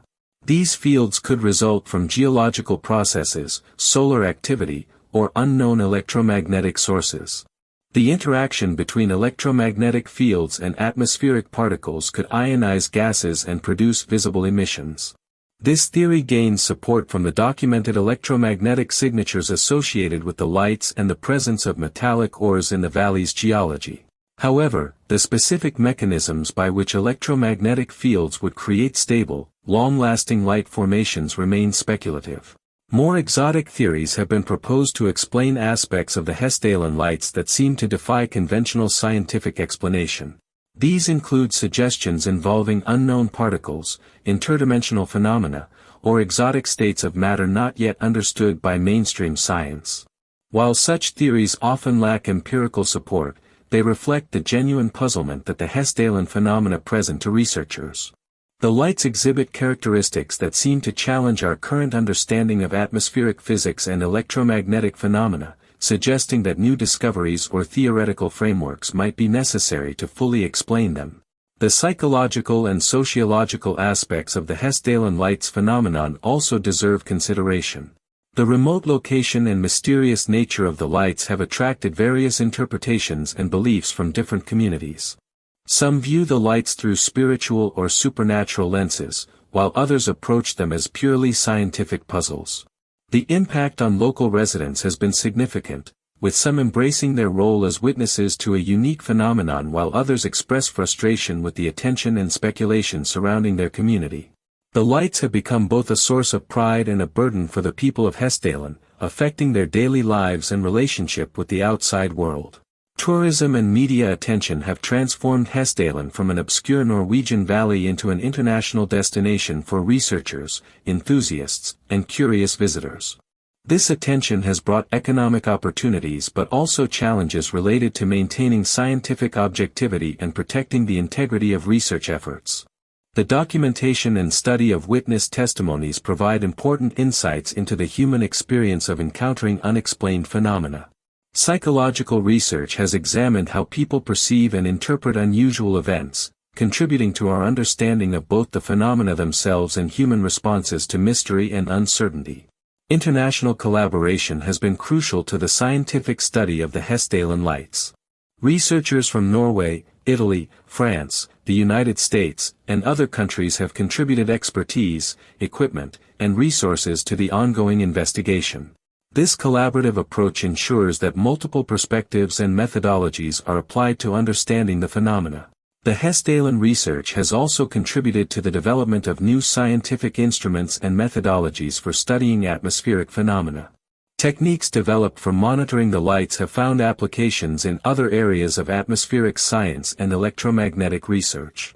Educational institutions have used Hessdalen as a natural laboratory for training students in scientific observation and data analysis. The ongoing nature of the phenomena provides unique opportunities for hands-on research experience and the development of scientific skills. The technological advances in monitoring and data collection have revolutionized the study of the Hessdalen lights. Modern digital cameras, infrared sensors, and automated detection systems provide continuous surveillance of the valley, capturing events that might otherwise go unnoticed. Data sharing through Internet technologies allows researchers worldwide to access real-time information about light events and contribute to analysis efforts. This global cooperation has accelerated the pace of research and ensured that no significant events are overlooked. Machine learning and artificial intelligence applications are beginning to play roles in analyzing the vast amounts of data collected from Hessdalen. These technologies can identify patterns and correlations that might escape human observation, potentially leading to new insights about the phenomena. The environmental impact of research activities in Hessdalen has been carefully managed to minimize disruption to the natural ecosystem and local community. Researchers have worked to ensure that scientific instruments and activities do not interfere with wildlife or damage the pristine mountain environment. Climate change and environmental factors may influence the frequency and characteristics of the light phenomena. Long-term monitoring efforts attempt to correlate changes in light activity with environmental variables, potentially revealing new insights about the relationship between atmospheric conditions and the phenomena. Conservation efforts ensure that future generations of researchers will be able to continue studying the Hessdalen lights in their natural environment. Protecting the valley from development and industrial activities maintains the conditions necessary for both the phenomena and their scientific investigation. The Hessdalen lights represent one of the most thoroughly documented and scientifically studied unexplained phenomena in the world. Despite decades of research using sophisticated instruments and rigorous methodologies, the lights continue to defy complete explanation. They challenge our understanding of atmospheric physics, electromagnetic phenomena, and the boundaries between known and unknown natural processes. The ongoing research at Hessdalen demonstrates the importance of maintaining scientific curiosity and open-mindedness when confronted with phenomena that do not fit existing theoretical frameworks. The lights serve as a reminder that nature still holds mysteries waiting to be solved, and that careful scientific observation and analysis remain essential tools for expanding human knowledge. Whether the ultimate explanation involves known physical processes operating under unusual conditions or requires the development of new theoretical frameworks, the Hessdalen lights continue to provide valuable insights into the complexity and wonder of our natural world. They stand as a testament to the importance of scientific investigation and the enduring human desire to understand the mysterious forces that shape our environment. The disappearance of Roanoke. On the windswept shores of what is now North Carolina, one of America's most enduring mysteries began more than 4 centuries ago. The disappearance of the Roanoke colony represents the first major unsolved puzzle in American history, a tale of vanished settlers that has captivated historians, archaeologists, and the public imagination for generations. The fate of 115 English colonists who simply vanished without a trace continues to elude explanation, earning Roanoke the haunting designation as the lost colony. The story of Roanoke begins with England's ambitious attempts to establish a permanent foothold in the New World during the late 16th century. Sir Walter Raleigh, a favorite of Queen Elizabeth I, received a royal charter in 1584 to explore and colonize the lands of North America. Raleigh's vision extended beyond mere exploration. He sought to create a lasting English presence that could challenge Spanish dominance in the Americas and provide economic benefits to the crown.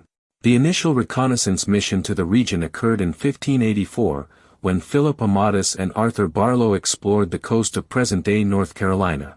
Their reports painted an optimistic picture of the area, describing fertile lands, abundant resources, and initially friendly relations with the indigenous Algonquian peoples. These positive accounts encouraged Raleigh to proceed with his colonization plans, setting in motion the events that would lead to one of history's most perplexing disappearances. The first serious attempt at colonization came in 1585, when Sir Richard Grenville transported approximately 100 colonists to Roanoke Island under the leadership of Ralph Lane. This initial settlement faced immediate challenges that would plague all subsequent attempts at establishing a permanent English presence in the region. Relations with the local Native American tribes deteriorated quickly, food supplies proved inadequate, and the colonists struggled to adapt to their new environment. The 1585 colony lasted only 1 year before the surviving settlers abandoned their efforts and returned to England with Sir Francis Drake in 1586. Their experiences provided valuable but discouraging lessons about the difficulties of establishing a permanent settlement so far from English support and supply lines. However, these setbacks did not deter Raleigh from making another attempt at colonization. The second and more famous attempt began in 1587, when John White led 115 colonists to Roanoke Island with the intention of establishing a permanent settlement. This group differed significantly from the previous expedition, as it included entire families rather than just male adventurers and soldiers. Among the colonists were women and children, including White's own pregnant daughter Eleanor Dare, demonstrating a serious commitment to creating a lasting community rather than a temporary outpost. The 1587 colony faced immediate difficulties upon arrival. The colonists found the remains of the previous settlement but no trace of the 15 men who had been left behind as a holding force. Relations with the local tribes remained tense, and it became clear that the colonists would need additional supplies and reinforcements to survive. These circumstances forced John White to make a fateful decision that would separate him from his family and fellow colonists for 3 critical years. White reluctantly agreed to return to England to secure additional supplies and support for the struggling colony. His departure in August 1587, just shortly after the birth of his granddaughter Virginia Dare, the first English child born in America, marked the beginning of a separation that would become permanent. White's planned quick return to Roanoke was delayed by a series of events that would doom the colonists to their mysterious fate. The timing of White's departure could hardly have been worse. England was preparing for the anticipated invasion by the Spanish Armada, and all available ships were pressed into military service. The defeat of the Spanish Armada in 1588 provided only temporary relief, as continued tensions with Spain made it difficult for private expeditions to secure ships and supplies for colonial ventures. White's attempts to organize relief expeditions were repeatedly frustrated by circumstances beyond his control. In 1588, he managed to secure 2 small ships for a return voyage, but the captains became distracted by opportunities for privateering against Spanish vessels, and the expedition never reached America. These delays meant that the colonists were left to fend for themselves during the crucial early years when external support was most needed. The 3-year separation between White and the colonists proved to be fatal to any hopes of finding them alive. When White finally managed to return to Roanoke in August 1590, he found the settlement completely abandoned. The houses had been dismantled, and all traces of the colonists had vanished. The only clues to their fate were 2 cryptic carvings that would become central to all subsequent theories about their disappearance. The word Croton was carved into a wooden post at the entrance to the settlement, while the letters CRO were found carved into a tree. These carvings were significant because White had arranged a specific system of communication with the colonists before his departure. They had agreed that if the colonists were forced to leave the settlement, they would carve the name of their destination into a prominent location. If they left under duress or threat, they would include a cross above or below the carving. The absence of a cross suggested that the colonists had left voluntarily, and the reference to Croton pointed to a specific location.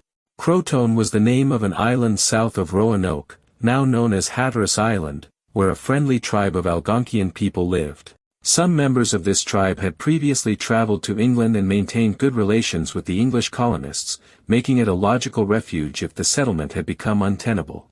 White's attempts to investigate the Croton clue were thwarted by bad weather and his ship's crew, who were anxious to leave the dangerous waters off the Outer Banks.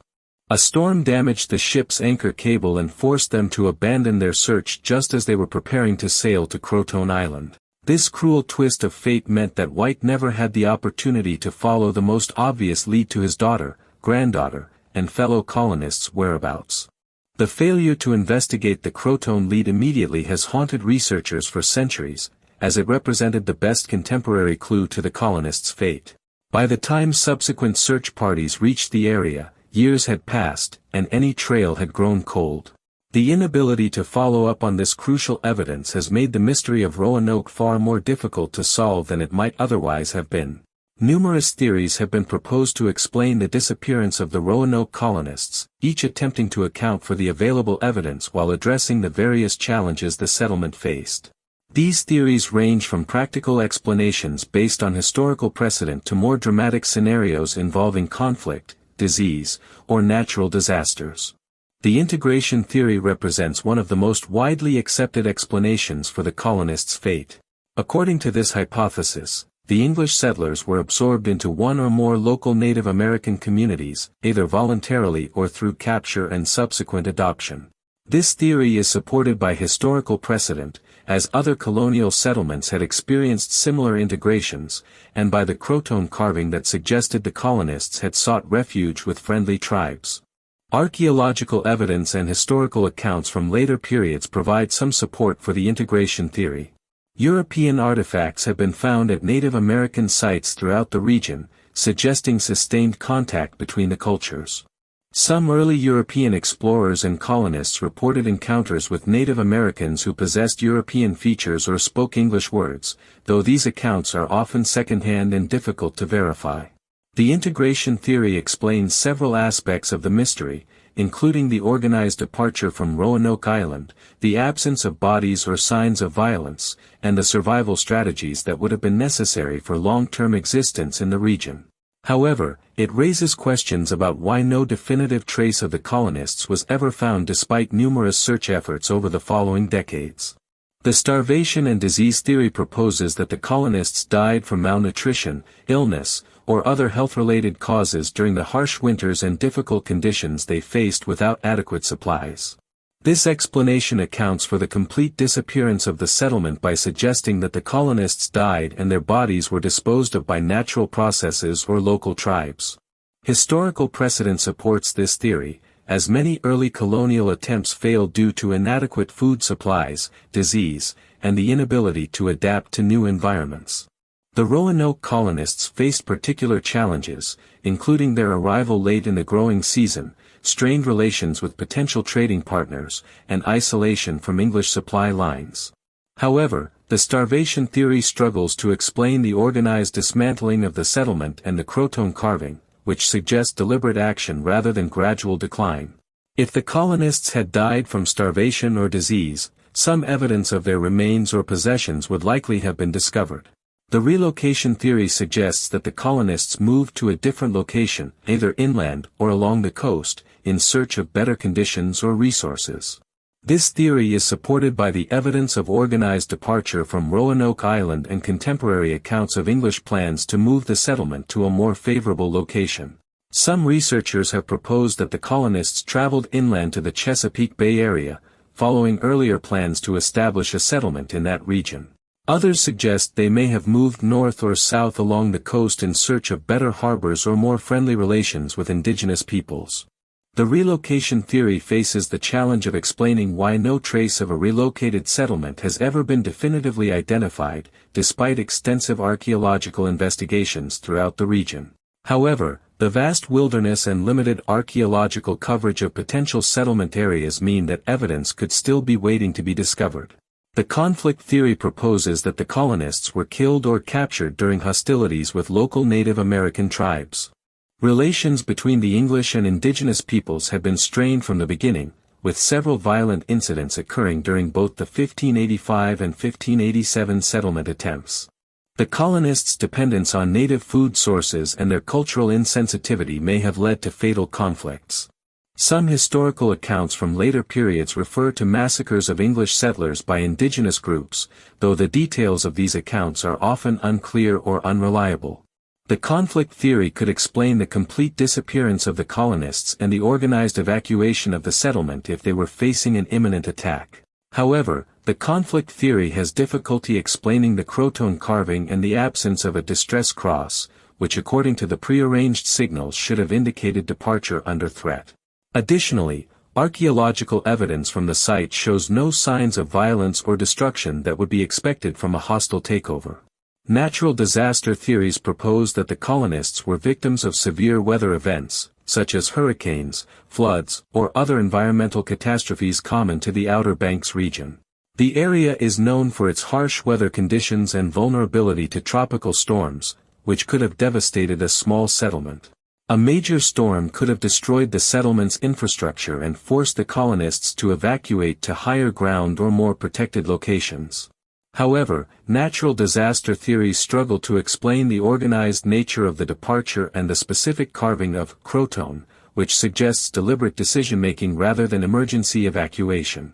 The Spanish attack theory suggests that Spanish forces, threatened by English colonization efforts in their sphere of influence, may have attacked and destroyed the Roanoke settlement. Spain maintained extensive intelligence networks and had both the motivation and capability to eliminate English colonial threats. Some historical documents refer to Spanish awareness of English colonization attempts and discussions of military responses. However, Spanish records from the period contain no evidence of successful attacks on Roanoke, and the organized departure of the colonists seems inconsistent with a surprise military assault. Modern archaeological efforts have attempted to solve the Roanoke mystery through systematic excavation and scientific analysis of potential sites throughout the region. These investigations have yielded intriguing clues but no definitive answers to the colonists' fate. Excavations on Roanoke Island itself have revealed artifacts from the colonial period, including pottery fragments, tools, and other material evidence of English presence. However, these finds confirm what was already known about the settlement's existence rather than explaining the colonists' disappearance. Archaeological work on Hatteras Island, the modern name for Croton Island, has produced more promising results. Excavations have uncovered European artifacts dating to the late 16th century, including pieces that could have belonged to the Roanoke colonists. These finds support the theory that at least some colonists may have traveled to Croton as suggested by the carving. Inland archaeological investigations have searched for evidence of relocated or integrated colonial communities. Some sites have yielded European artifacts in Native American contexts, suggesting cultural exchange or integration, but definitive proof of Roanoke colonist presence remains elusive. Advanced archaeological techniques, including ground-penetrating radar, magnetometry, and other remote sensing technologies, continue to identify potential sites for investigation. These methods allow researchers to survey large areas efficiently and identify subsurface features that might indicate colonial activity.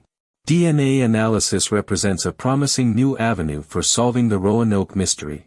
Researchers have begun collecting genetic samples from Native American communities in the region, looking for European genetic markers that might indicate intermarriage with the lost colonists. While this approach faces technical and ethical challenges, it offers the potential for definitive answers about integration theories.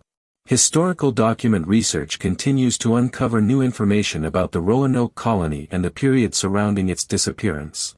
Archives in England, Spain, and other European countries contain thousands of documents from the colonial period that have never been fully examined for references to the lost colonists.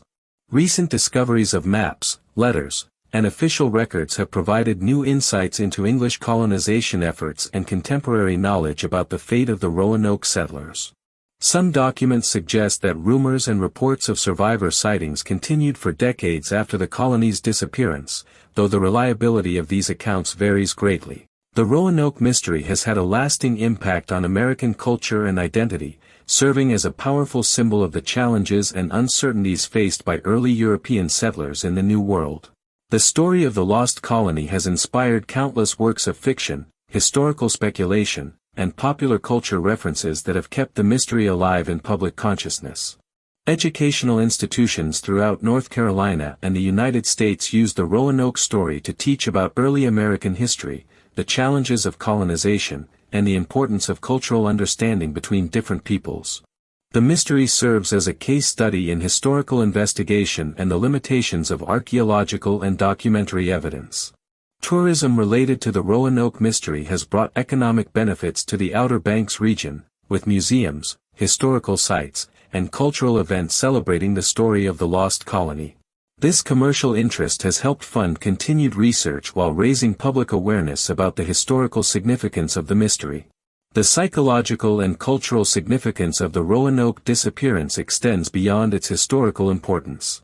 The story taps into fundamental human fears about isolation, abandonment, and the unknown, while also representing themes of exploration, adaptation, and survival that are central to the American experience.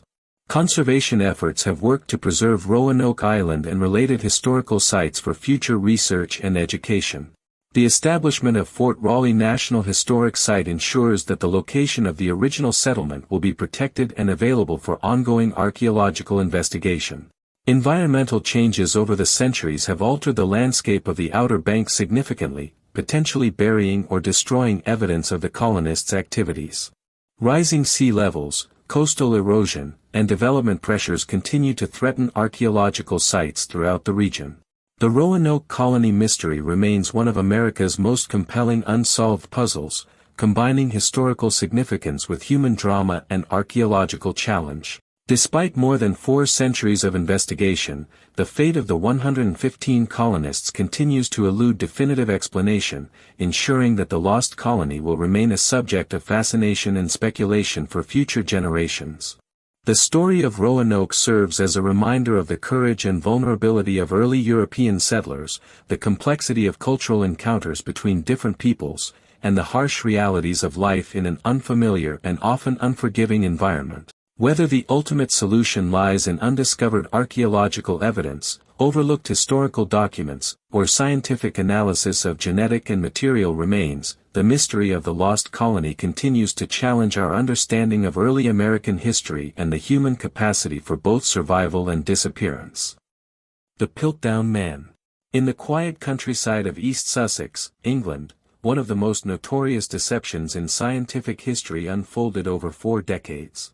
The Piltdown Man represents a fascinating blend of scientific ambition, national pride, and elaborate fraud that fooled some of the world's most respected paleontologists and anthropologists.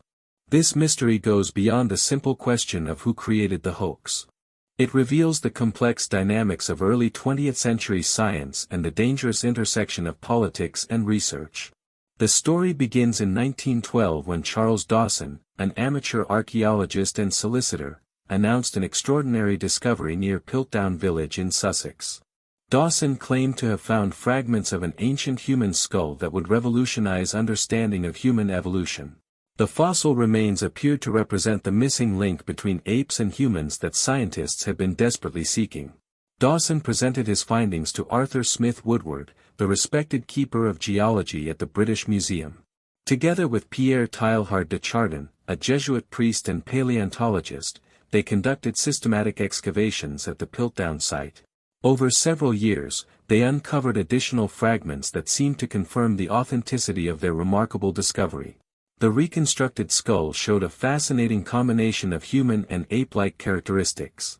The cranium appeared distinctly human with a large brain capacity, while the jaw resembled that of an orangutan. This mixture seemed to perfectly fit prevailing theories about human evolution and the expected characteristics of early human ancestors. The scientific community initially received the discovery with great excitement and some skepticism. The fossils were named Eoanthropus dawsoni, meaning Dawson's Dawn Man, in honor of their discoverer. Leading scientists of the era, including Sir Arthur Keith and Grafton Elliott Smith, endorsed the authenticity of the remains and incorporated them into their theories about human evolution. The Piltdown discovery had profound implications for understanding human origins. It suggested that early human evolution had occurred in England rather than in Africa, supporting British scientific prestige during an era of intense national competition. The fossils seemed to confirm that brain development had preceded jaw evolution in human ancestry, fitting contemporary assumptions about human superiority. However, not all scientists accepted the Piltdown evidence without question. Some researchers noted inconsistencies in the fossil remains and questioned whether the skull and jaw actually belonged to the same individual. The combination of human and ape characteristics seemed almost too perfect to be genuine, raising suspicions among careful observers. As decades passed and new fossil discoveries emerged from Africa and Asia, the Piltdown remains became increasingly problematic. The discovery of Australopithecus fossils in South Africa and other early human remains revealed evolutionary patterns that contradicted the Piltdown evidence. These new finds suggested that jaw evolution had actually preceded brain enlargement, directly contradicting the Piltdown model. The mounting contradictions finally led to systematic scientific investigation of the Piltdown remains in the early 1950s. Advances in dating techniques and chemical analysis provided new tools for examining the authenticity of fossil remains. When fluorine dating was applied to the Piltdown fossils, the results revealed shocking inconsistencies. The scientific analysis demonstrated conclusively that the Piltdown remains were elaborate forgeries. The skull fragments were indeed ancient human remains, but they had been artificially aged and stained to appear much older than their actual age. The jaw belonged to a modern orangutan that had been carefully modified to appear more human-like and treated with chemicals to simulate ancient fossilization. The revelation that Piltdown man was a hoax sent shockwaves through the scientific community. Respected researchers who had built their careers partly on the Piltdown evidence faced professional embarrassment and questions about their scientific judgment. The incident highlighted serious weaknesses in peer review processes and the dangers of wishful thinking in scientific research. The exposure of the Piltdown fraud raised the crucial question that remains unanswered today. Who created this elaborate deception, and what motivated them to perpetrate such an extensive hoax? Despite decades of investigation and speculation, the identity of the forger remains one of science's greatest unsolved mysteries. Charles Dawson emerges as the most obvious suspect in the Piltdown hoax. As the discoverer of the original remains and the person who controlled access to the site, he had both opportunity and means to plant the forged fossils. Dawson had a history of questionable archaeological discoveries and may have been motivated by a desire for scientific recognition and social advancement. Evidence supporting Dawson's culpability includes his exclusive access to the Piltdown site and his pattern of making sensational archaeological claims throughout his career. Some researchers have suggested that Dawson possessed the necessary skills in chemistry and anatomy to create the forgeries, though this remains disputed. However, the complexity and sophistication of the Piltdown hoax suggest that it may have required expertise beyond what Dawson possessed. The careful modification of the orangutan jaw and the chemical treatment of the fossils demanded considerable knowledge of anatomy, chemistry, and paleontology. This has led some investigators to propose that Dawson had accomplices or that someone else entirely orchestrated the deception. Arthur Smith Woodward has also been suggested as a possible perpetrator or accomplice. His position at the British Museum gave him access to fossil specimens and scientific expertise that could have been used to create the forgeries. Some researchers argue that Woodward's enthusiastic endorsement of the finds and his failure to detect obvious signs of forgery indicate his involvement. Pierre Teilhard de Chardin represents another potential suspect in the case. The Jesuit priest possessed extensive knowledge of paleontology and had been present during some of the crucial discoveries at Piltdown. However, his involvement seems unlikely given his later scientific career and religious commitments. More exotic theories have suggested that prominent scientists such as Sir Arthur Conan Doyle or other members of the scientific establishment might have been involved in the hoax. These theories often lack substantial evidence but reflect the ongoing fascination with the case and the difficulty of identifying the true perpetrator. The motivations behind the Piltdown hoax remain as mysterious as the identity of its creator. National pride and scientific competition may have played crucial roles, as British scientists were eager to discover evidence of early human evolution on British soil. The period saw intense rivalry between British, French, and German paleontologists, creating pressure to make significant discoveries. Personal ambition likely motivated whoever created the hoax. The discovery of early human remains promised scientific fame, professional advancement, and social recognition. For an amateur like Dawson, such a discovery could have transformed his status within the scientific community. Some researchers have suggested that the hoax might have been intended as a practical joke that got out of hand. The creator may have initially planned to reveal the deception after a brief period but found themselves trapped by the enthusiastic scientific response and unable to confess without facing severe consequences. The Piltdown case offers important lessons about the nature of scientific fraud and the vulnerabilities in research processes. It demonstrates how preconceived notions and wishful thinking can blind even experienced scientists to obvious problems with evidence. The incident highlighted the importance of skeptical peer review and independent verification of extraordinary claims. The mystery also reveals the complex social and political pressures that can influence scientific research. National pride, personal ambition, and institutional rivalry created an environment where fraudulent evidence could gain acceptance despite clear warning signs. These factors remain relevant concerns in contemporary scientific research. Modern investigation techniques continue to shed new light on the Piltdown case. DNA analysis, advanced chemical testing, and historical research have provided additional evidence about the creation of the forgeries and the possible identity of their creator. However, the passage of time and the death of all contemporary witnesses have made definitive resolution increasingly difficult. The Piltdown Man remains one of history's most successful scientific hoaxes and its most enduring mystery. The case serves as a cautionary tale about the importance of scientific skepticism and the dangers of allowing personal and political motivations to influence research. Whether the truth about the hoax's creator will ever be definitively established remains an open question, ensuring that the Piltdown mystery will continue to fascinate researchers and the public for generations to come. The Loch Ness Monster. Deep within the misty highlands of Scotland lies a body of water that has captured imaginations worldwide for nearly a century. Loch Ness stretches through the Great Glen like a dark mirror, hiding secrets beneath its murky depths that continue to baffle scientists, skeptics, and believers alike. The legendary creature known as the Loch Ness Monster, or affectionately Nessie, represents one of the world's most enduring cryptozoological mysteries.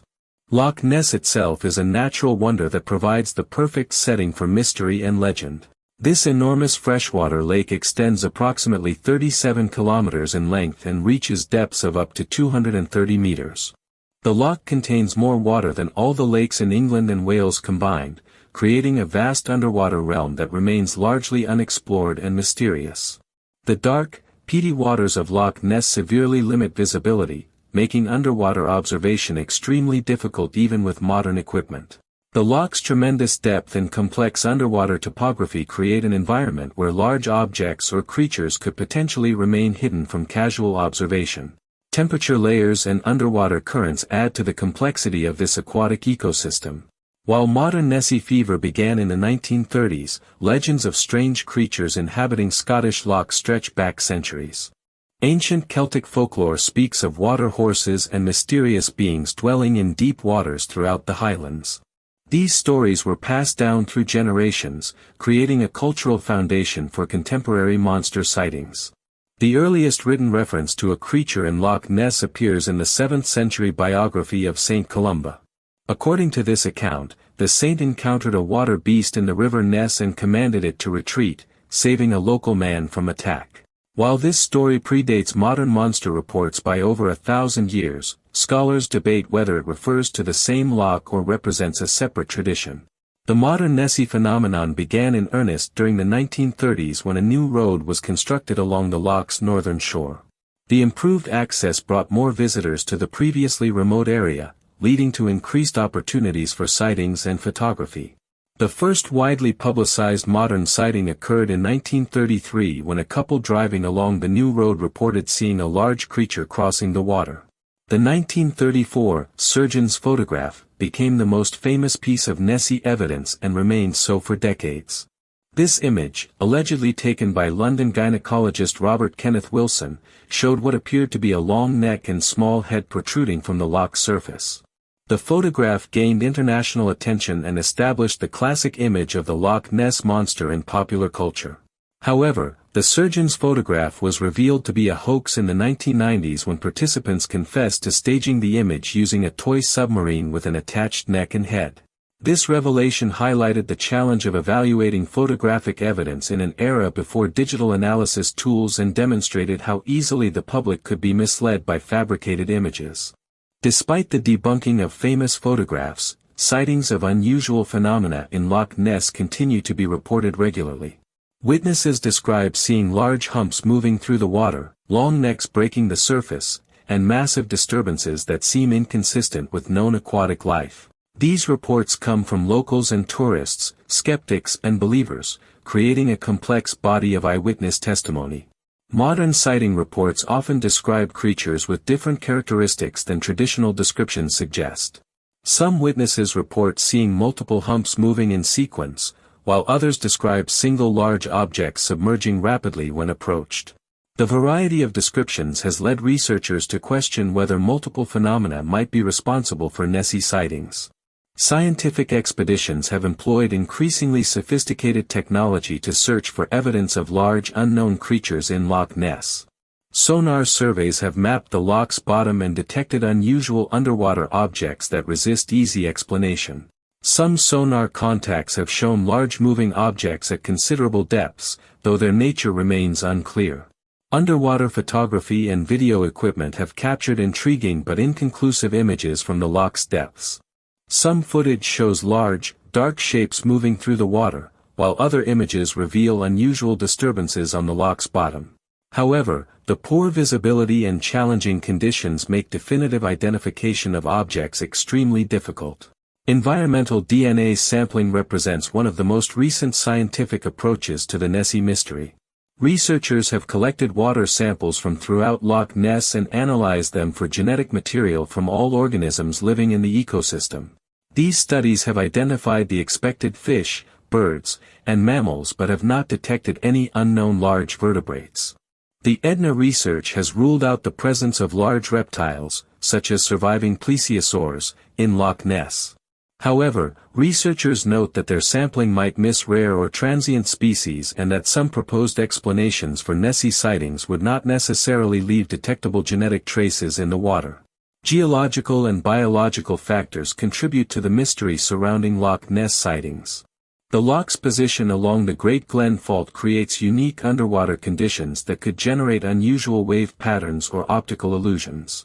Seismic activity, though minor, might create water disturbances that appear mysterious to observers unfamiliar with such phenomena. The loch supports populations of large fish, including salmon, trout, and pike, some of which can reach considerable size. Schools of fish moving near the surface or individual large specimens might create disturbances that could be misinterpreted as monster sightings by observers expecting to see something unusual. Floating logs, debris, and other natural objects commonly create false monster sightings. The loch receives considerable organic material from surrounding forests, and partially submerged logs can create shapes that resemble animal heads or humps when viewed from a distance. Wind and current patterns can cause such objects to move in ways that suggest living creatures. Weather conditions around Loch Ness frequently create atmospheric effects that can distort perception and create optical illusions. Mist, changing light conditions, and reflections on the water's surface can transform ordinary objects into mysterious shapes. Temperature inversions can create mirages that make distant objects appear closer or change their apparent size and shape. The psychological aspects of monster sightings deserve careful consideration in evaluating the Loch Ness phenomenon.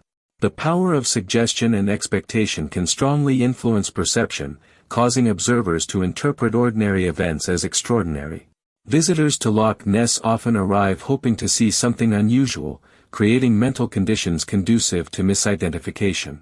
Social and cultural factors also play roles in sustaining the Nessie legend. The monster has become an important symbol for Scottish tourism and local identity, creating economic incentives to maintain belief in its existence. Media coverage and popular culture representations have established expectations about what the creature should look like and how it should behave. Despite extensive scientific investigation, several aspects of the Loch Ness monster mystery remain genuinely puzzling. Some sonar contacts and underwater disturbances have resisted conventional explanation, suggesting that the loch may harbor phenomena not yet understood by science. The consistency of certain witness descriptions across decades indicates that something unusual may occasionally occur in these waters. The possibility of unknown species in isolated freshwater environments cannot be completely dismissed. Deep lakes can preserve ecosystems that differ significantly from their surroundings, and the discovery of new species in aquatic environments continues worldwide. However, the size and behavior attributed to Nessie would make a breeding population extremely difficult to sustain in Loch Ness's ecosystem. Cryptozoologists propose various explanations for the Loch Ness Monster that attempt to account for witness descriptions while remaining within the bounds of biological possibility. These theories include surviving prehistoric reptiles, unknown species of large fish, or misidentified known animals exhibiting unusual behavior patterns. The surviving plesiosaur theory, while popular in fiction, faces numerous scientific challenges. Plesiosaurs were marine reptiles that would have difficulty surviving in freshwater environments, and their physiological requirements would make long-term survival in Loch Ness extremely unlikely. Additionally, a breeding population would require multiple individuals, making complete concealment virtually impossible. More modest biological explanations suggest that Nessie sightings might result from occasional visits by large marine animals that enter Loch Ness from the North Sea via the River Ness. Seals, dolphins, or whales could theoretically navigate the river system during high water conditions, though such visits would be extremely rare and temporary. The Loch Ness Monster phenomenon demonstrates the complex relationship between scientific investigation and popular belief. Despite decades of research that have failed to produce conclusive evidence for a large unknown creature, public fascination with Nessie remains strong. This persistence suggests that the mystery serves psychological and cultural needs beyond simple curiosity about unknown animals. Tourism related to the Loch Ness Monster brings millions of visitors to the Scottish Highlands annually, providing significant economic benefits to local communities. Museums, boat tours, and souvenir shops capitalize on the monster's fame, creating an industry built around an unproven creature. This economic dimension ensures that the legend will persist regardless of scientific findings. Modern technology continues to be applied to the Loch Ness mystery with increasingly sophisticated methods. Satellite imagery, advanced sonar systems, and underwater robots provide new ways to explore the loch's depths and monitor for unusual activity. However, each technological advance that fails to find definitive proof of the monster also raises questions about whether such a creature could exist undetected.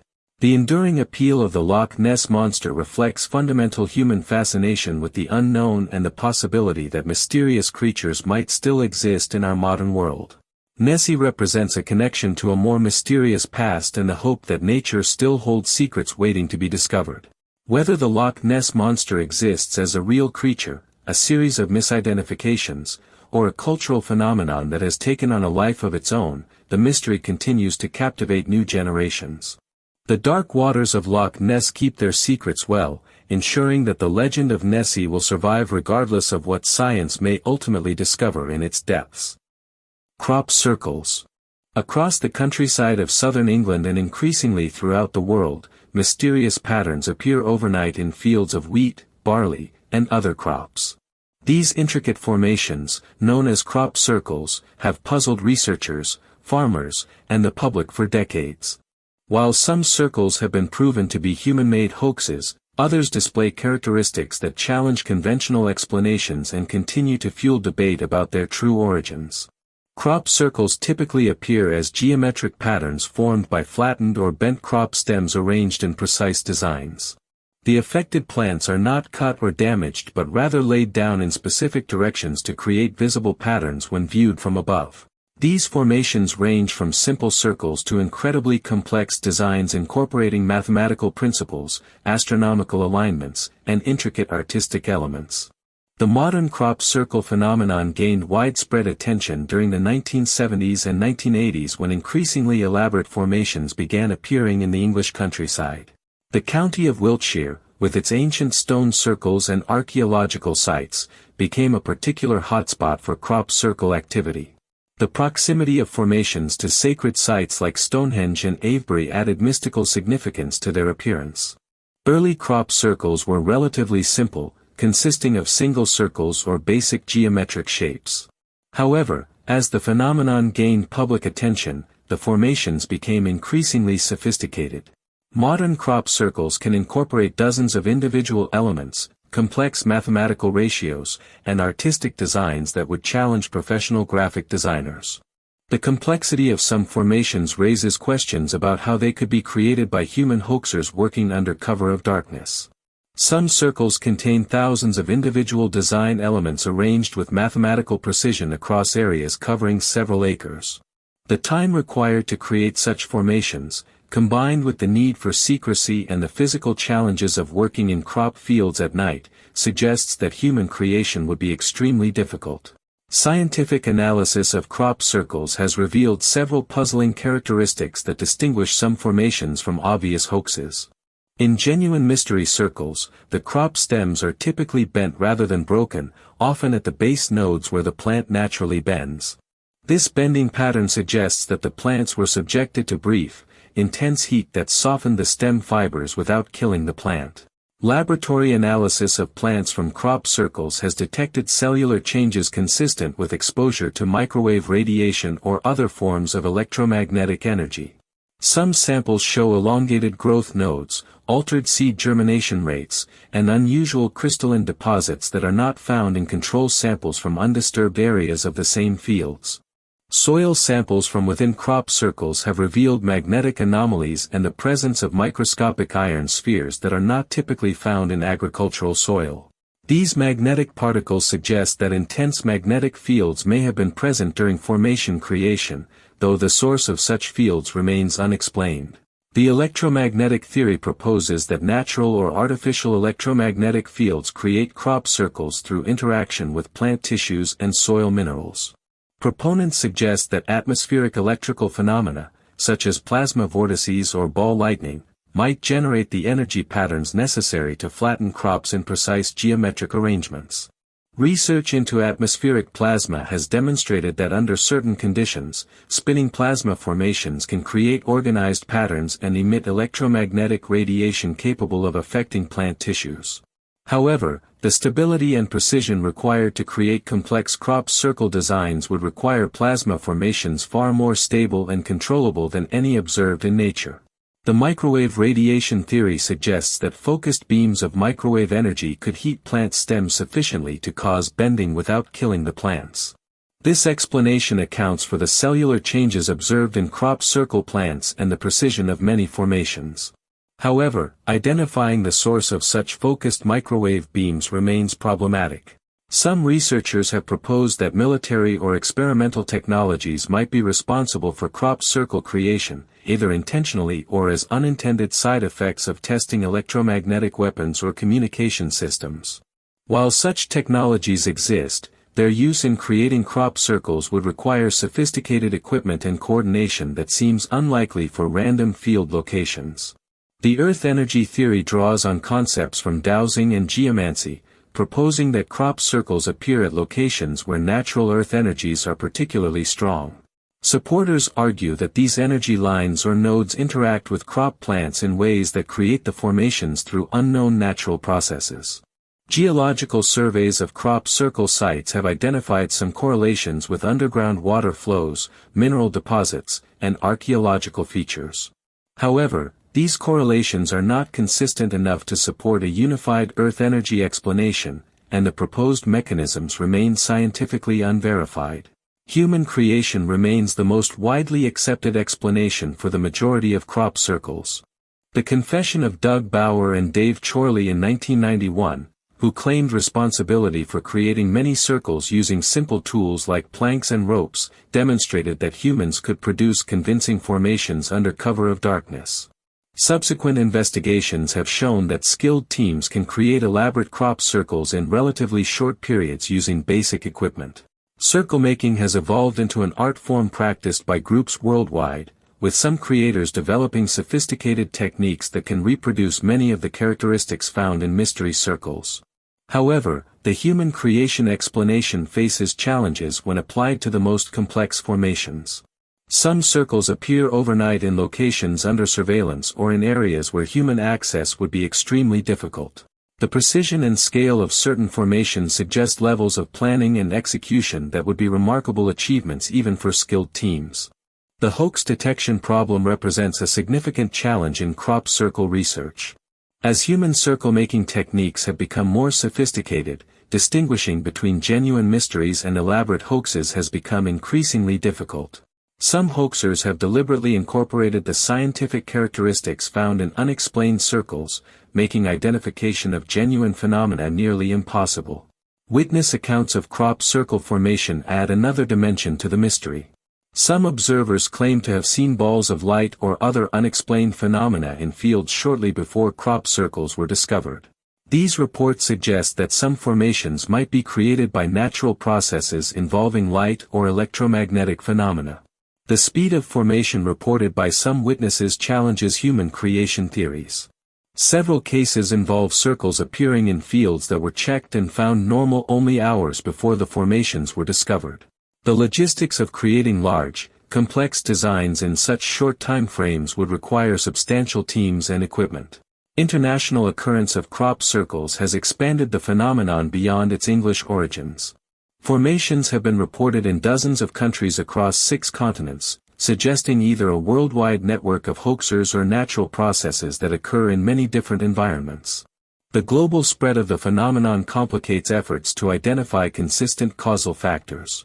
Cultural variations in crop circle designs reflect local artistic traditions and symbolic systems, supporting human creation theories.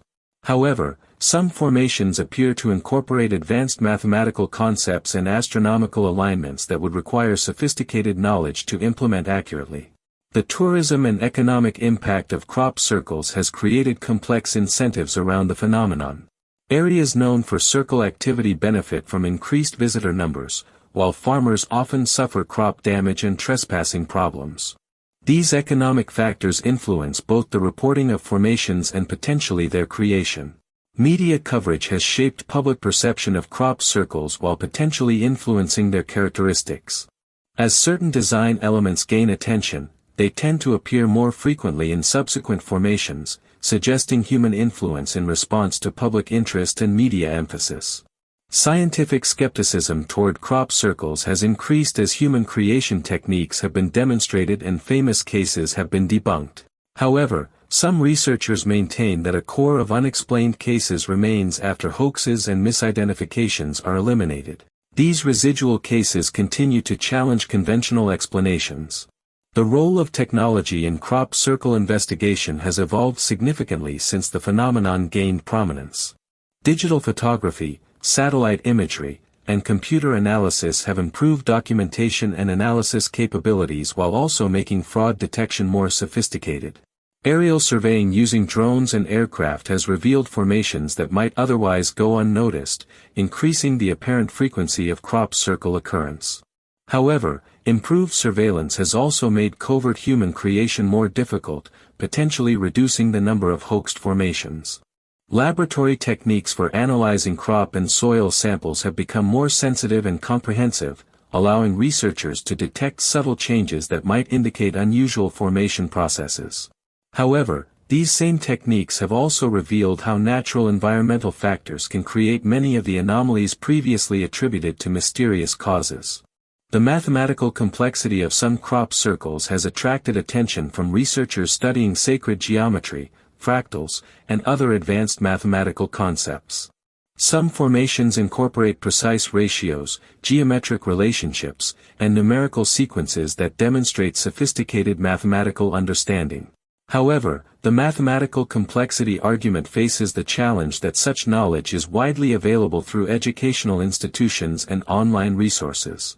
Human circle makers with appropriate backgrounds could theoretically incorporate advanced mathematical principles into their designs. Weather and environmental factors influence both the creation and preservation of crop circles. Certain atmospheric conditions make circle formation more likely, whether through natural processes or by providing favorable conditions for human creation activities. Dry weather preserves formations longer, while rain and wind can quickly obscure or destroy the patterns. The seasonal timing of crop circle appearances correlates closely with crop growth cycles and agricultural activities. Most formations appear during late spring and summer when crops have reached sufficient height to create visible patterns but before harvest activities would disturb the fields. The crop circle phenomenon represents a unique intersection of mystery, art, science, and cultural belief. Whether created by unknown natural processes, human artistic expression, or a combination of both, these formations continue to challenge our understanding and capture our imagination. The persistence of unexplained characteristics in some crop circles ensures that the mystery will continue to attract scientific investigation and public interest. As technology advances and our understanding of atmospheric and electromagnetic phenomena improves, we may eventually develop better explanations for the most puzzling aspects of these enigmatic formations. Until definitive answers emerge, crop circles will remain one of the modern world's most visible and accessible mysteries, appearing each summer in fields around the globe and reminding us that the ordinary countryside can still harbor extraordinary puzzles waiting to be solved. Ghost ships. Across the world's oceans, vessels drift without crews, appearing and disappearing like phantoms on the endless sea. Ghost ships represent one of maritime history's most haunting mysteries, encompassing abandoned vessels found floating intact, ships that vanish without explanation, and spectral vessels witnessed by countless sailors throughout the centuries. These maritime enigmas challenge our understanding of what happens when humans venture into the vast and unforgiving realm of the ocean.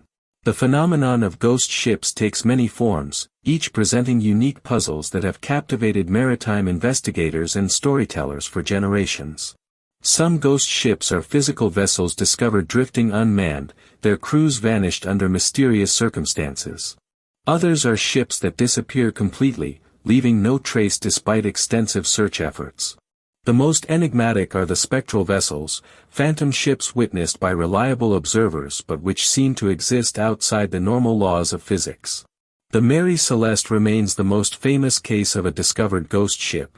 Found drifting between Portugal and the Azores in December 1872, this merchant vessel was discovered in seaworthy condition with her cargo intact but completely abandoned by her crew.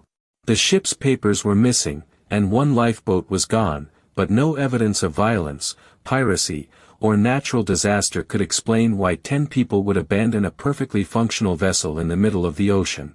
Investigation of the Mary Celeste revealed puzzling details that deepened the mystery rather than providing answers. The crew's personal belongings remained undisturbed, meals were left half-finished, and the ship's cargo of denatured alcohol was largely intact. The absence of the ship's papers and navigation instruments suggested a deliberate abandonment, but the reasons for such action remained completely unclear. Theories about the Mary Celeste's abandonment range from practical explanations involving seaquakes or cargo fumes to more dramatic scenarios involving mutiny, piracy, or supernatural intervention. However, none of these theories adequately explain all the evidence or account for the complete disappearance of the crew, whose bodies were never found despite extensive searches. The Carroll A. Deering presents another classic case of ghost ship mystery. This 5-masted commercial schooner was found run aground on Cape Hatteras in January 1921, completely abandoned by her crew of 11 men. The ship appeared to have been deliberately grounded. An investigation revealed that all navigation equipment, crew belongings, and ship's logs had been removed. The Deering case occurred during the Prohibition era when the waters off Cape Hatteras were known for rum running and other illegal activities. Some investigators suspected piracy or involvement with bootleggers, but no evidence supported these theories. The crew's fate remained completely unknown, and the case was eventually closed without resolution. Modern ghost ship discoveries continue to puzzle maritime authorities worldwide. The Cas-2, found drifting off the Australian coast in 2007, was discovered with her engines running, tables set for dinner, and laptop computer still operational, but her 3-man crew had vanished completely. Life jackets and emergency equipment remained aboard, ruling out obvious explanations for crew abandonment. The phenomenon of crew disappearance from apparently seaworthy vessels challenges our understanding of maritime safety and human behavior. Experienced sailors do not typically abandon functional ships without compelling reasons, yet ghost ship cases consistently involve the complete disappearance of crews under circumstances that provide no clear explanation for their actions. Environmental factors contribute to some ghost ship mysteries, though they rarely provide complete explanations. Sudden storms, rogue waves, and other violent weather conditions can overwhelm vessels and force crew abandonment. However, many ghost ships are discovered in good condition, suggesting that weather alone cannot account for crew disappearance. Seaquakes and underwater geological activity can create dangerous conditions that force rapid crew evacuation. Underwater landslides, volcanic activity, or tectonic movements can generate waves and disturbances that threaten vessels in ways that leave no obvious trace. However, such events would typically leave evidence of their occurrence. Ocean currents and wind patterns can carry abandoned vessels vast distances from their original locations, making it difficult to determine where crew disappearance actually occurred. Ships abandoned in one location might be discovered hundreds or thousands of miles away, obscuring the circumstances of their abandonment. Psychological factors may play roles in some crew disappearances, particularly in cases involving small vessels with limited crew members. Isolation, stress, and confined living conditions can create mental health crises that lead to irrational decisions or suicidal behavior. However, such explanations struggle to account for cases involving multiple experienced crew members. Piracy and criminal activity represent obvious explanations for some ghost ship cases, particularly in regions known for maritime crime. Modern pirates might seize vessels, dispose of crews, and abandon ships after removing valuable cargo or equipment. However, many ghost ships are discovered with their cargo intact, undermining piracy theories. Human trafficking and other illegal activities could potentially explain some crew disappearances. Ships might be seized by criminal organizations seeking to transport illegal goods or people, with original crews disposed of to maintain secrecy. However, most ghost ships lack evidence of such activities. The spectral ship phenomenon represents an entirely different category of maritime mystery. Countless sailors throughout history have reported encounters with phantom vessels that appear solid and real but seem to exist outside normal physical laws. These spectral ships often display characteristics that defy conventional explanation. The Flying Dutchman represents the most famous legendary ghost ship, though numerous other phantom vessels have been reported by credible witnesses. These spectral ships are typically described as appearing suddenly, often in impossible weather conditions, and vanishing without trace when approached or when observers look away. Witness accounts of spectral ships often include details that suggest more than simple hallucination or misidentification. Multiple observers frequently report seeing the same phantom vessel simultaneously, and some encounters involve radar contacts or other instrumental detection of objects that appear supernatural. Atmospheric phenomena provide potential explanations for some spectral ship sightings.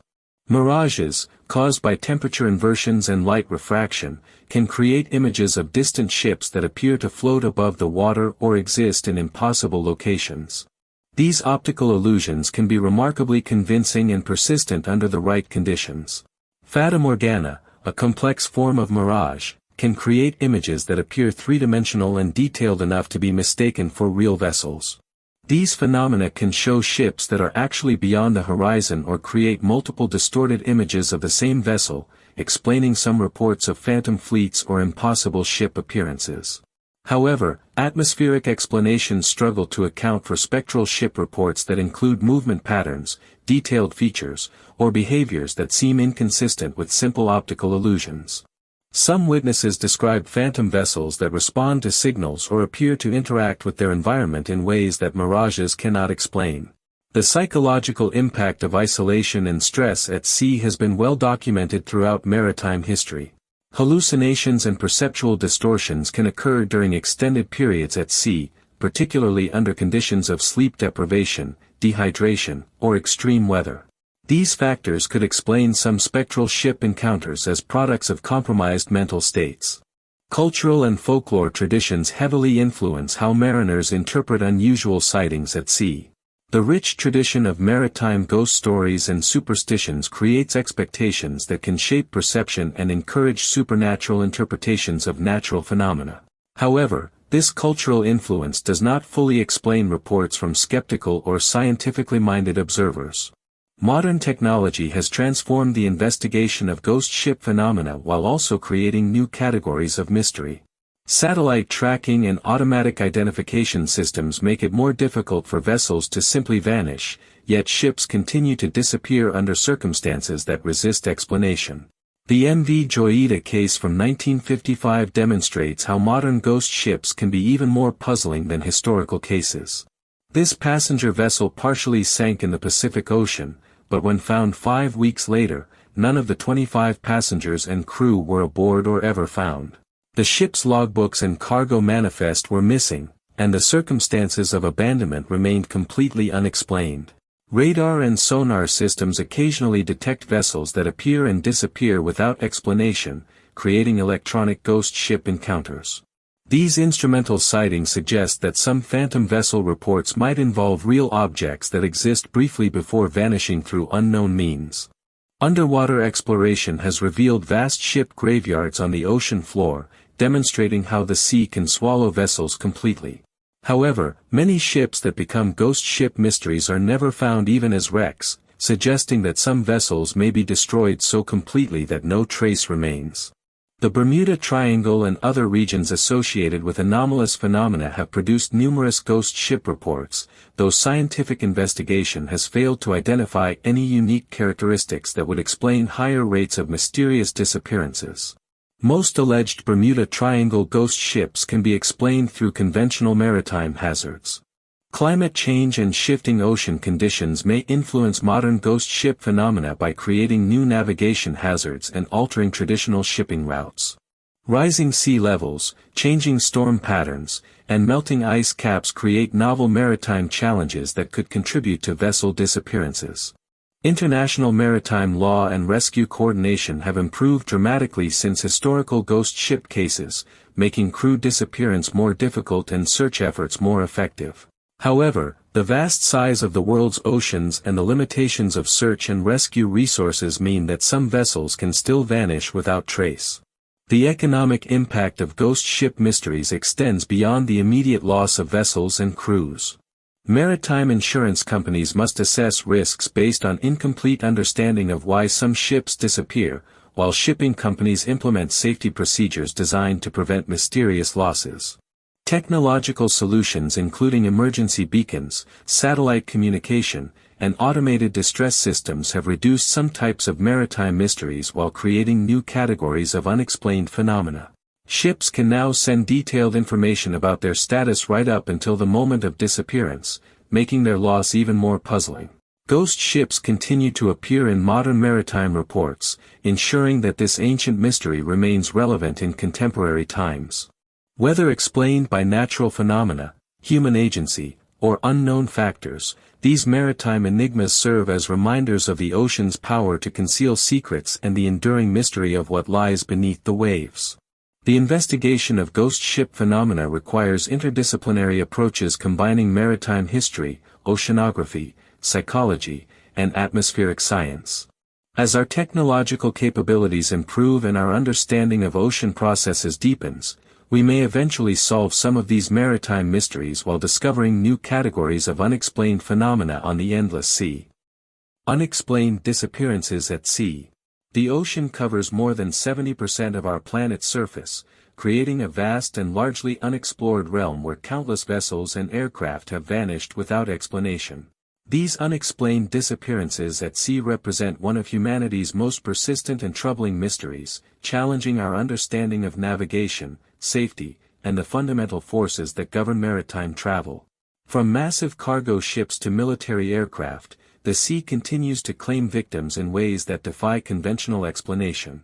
The sheer scale of maritime disappearances is staggering when examined across historical records. Thousands of vessels have vanished completely over the centuries, taking with them millions of souls who simply sailed into the unknown and were never seen again. While many disappearances can be attributed to storms, warfare, or mechanical failure, a significant number occur under circumstances that resist logical explanation. Modern technology has dramatically improved maritime safety and communication, yet unexplained disappearances continue to occur with disturbing frequency. Satellite tracking, GPS navigation, and sophisticated communication systems should make it nearly impossible for vessels to vanish without trace, yet ships and aircraft continue to disappear in ways that puzzle investigators and maritime authorities.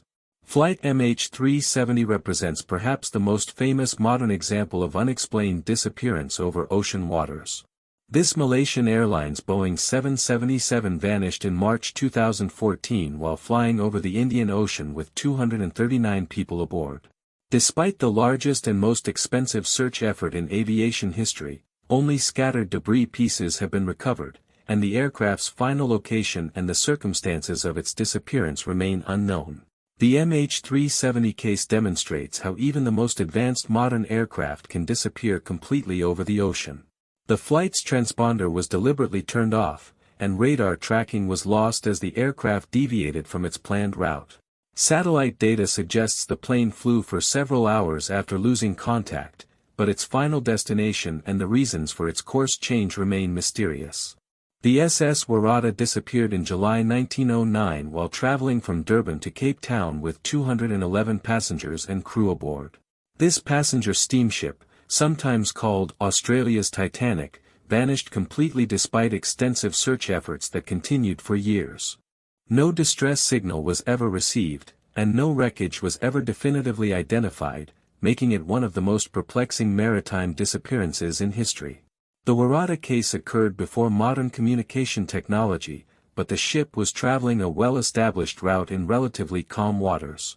Weather conditions were not exceptional, and the vessel was considered seaworthy and well-maintained. The complete absence of wreckage or survivors has fueled speculation about unusual circumstances surrounding its loss.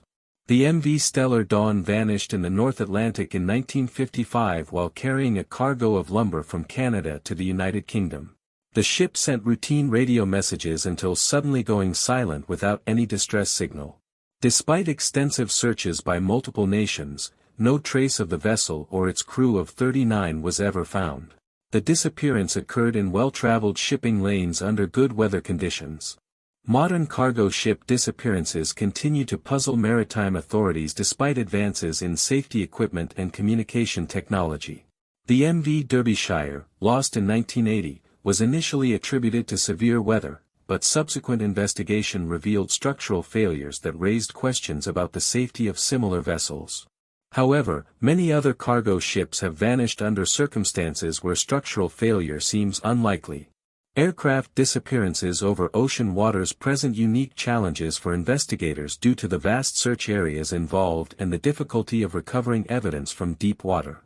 The ocean's depth and remoteness mean that aircraft can disappear completely, leaving no trace for search teams to follow. Flight 19, a formation of 5 U.S. Navy torpedo bombers that vanished over the Atlantic in December 1945, remains one of aviation's most famous unsolved disappearances. The aircraft were conducting a routine training flight when they reported navigation problems and became lost. Radio communications revealed confusion about their location before contact was lost completely. No wreckage from any of the 5 aircraft has ever been definitively recovered. The Flight 19 case gained additional mystery when a rescue aircraft sent to search for the missing bombers also disappeared without trace. This Martin Mariner flying boat took off with a crew of 13 and was never seen again, deepening the puzzle surrounding the original disappearance. Submarine disappearances represent another category of unexplained maritime loss, made more mysterious by the vessel's ability to operate underwater and their military secrecy. The USS Cyclops, a massive naval cargo ship that vanished in the Bermuda Triangle in 1918, carried a crew of 306 and a cargo of manganese ore. No distress signal was received, and no wreckage has ever been found despite the ship's enormous size. Weather phenomena play obvious roles in many maritime disappearances, but some cases involve conditions that seem inadequate to explain the complete loss of large, well-equipped vessels. Rogue waves, sudden storms, and other meteorological events can overwhelm ships, but they typically leave some evidence of their destructive impact. Rogue waves, also known as freak waves, can reach heights of 25 meters or more and appear suddenly in otherwise moderate seas. These massive walls of water can strike vessels without warning, potentially causing catastrophic damage or complete destruction. However, rogue wave encounters typically leave debris fields or other evidence of their impact. Seaquakes and underwater geological activity can generate dangerous conditions for surface vessels and aircraft flying at low altitudes. Underwater landslides, volcanic eruptions, or tectonic movements can create hazardous waves and atmospheric disturbances. However, such events usually leave detectable traces and affect multiple vessels in the same area. Human error and equipment failure account for many maritime accidents, but some disappearances occur despite multiple redundant safety systems and experienced crews. Modern vessels carry emergency beacons, life rafts, and communication equipment designed to function even during catastrophic events, yet some ships vanish without activating any distress signals. Navigation errors can lead vessels into dangerous areas or cause collisions with underwater obstacles, but GPS technology and electronic chart systems have made such errors increasingly rare. When navigation mistakes do occur, they typically result in groundings or collisions that leave obvious evidence rather than complete disappearances.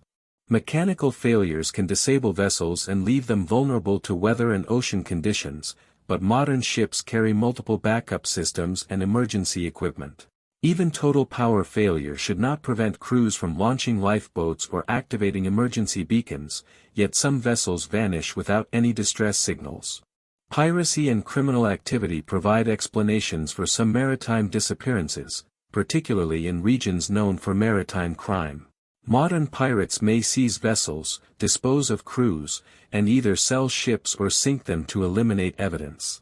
However, piracy typically targets valuable cargo or vessels, and most unexplained disappearances involve routine commercial traffic. Terrorism and military action can cause aircraft and ship losses, but such incidents typically leave evidence or are claimed by responsible parties.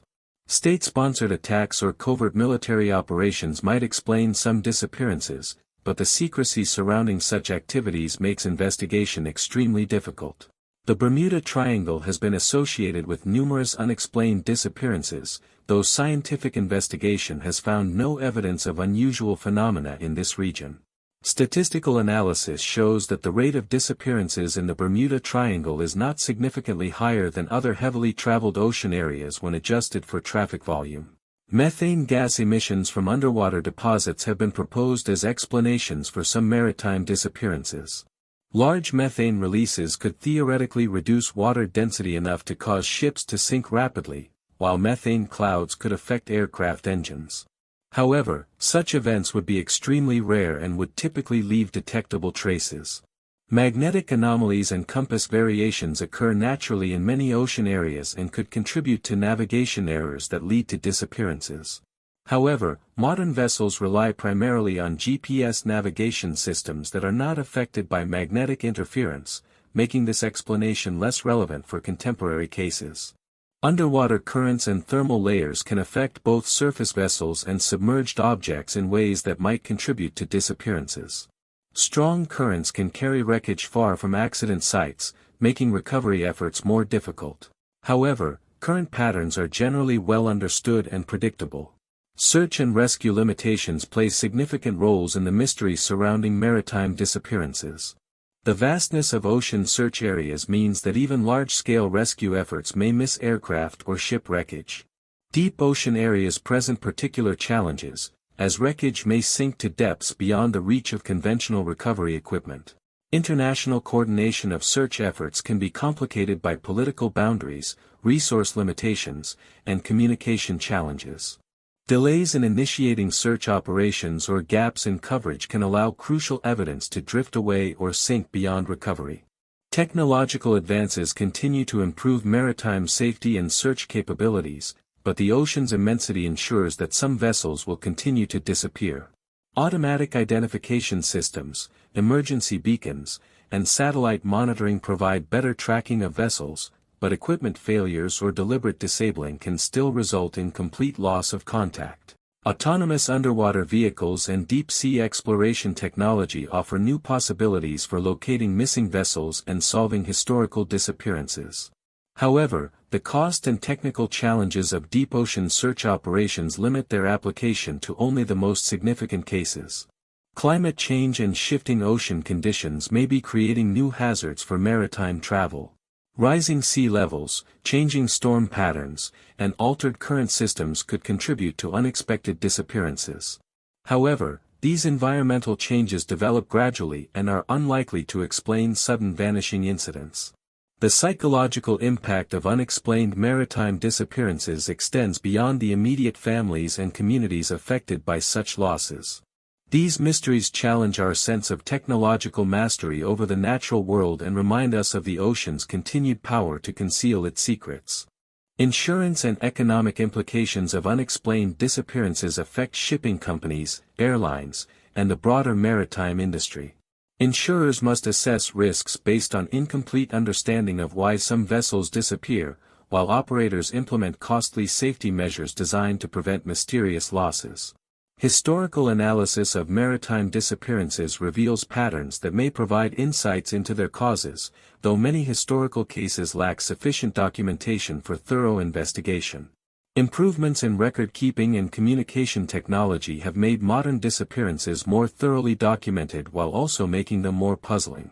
The ocean continues to claim vessels and aircraft in ways that resist explanation, ensuring that unexplained disappearances at sea will remain an enduring mystery. Whether these losses result from unknown natural phenomena, equipment failures we don't yet understand, or human factors beyond our current comprehension, they serve as humbling reminders of the ocean's vast power and the limits of human knowledge about the forces that govern our planet's waters. Unexplained aerial phenomena.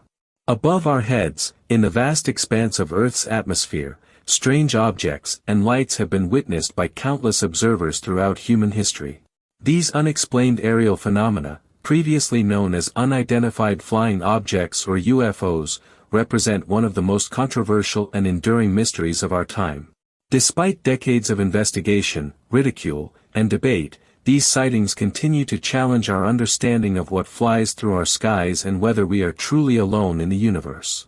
The modern era of unexplained aerial phenomena began in 1947 with pilot Kenneth Arnold's famous sighting near Mount Rainier in Washington state. Arnold described seeing 9 disc-shaped objects flying in formation at impossible speeds, moving like saucers skipping across water.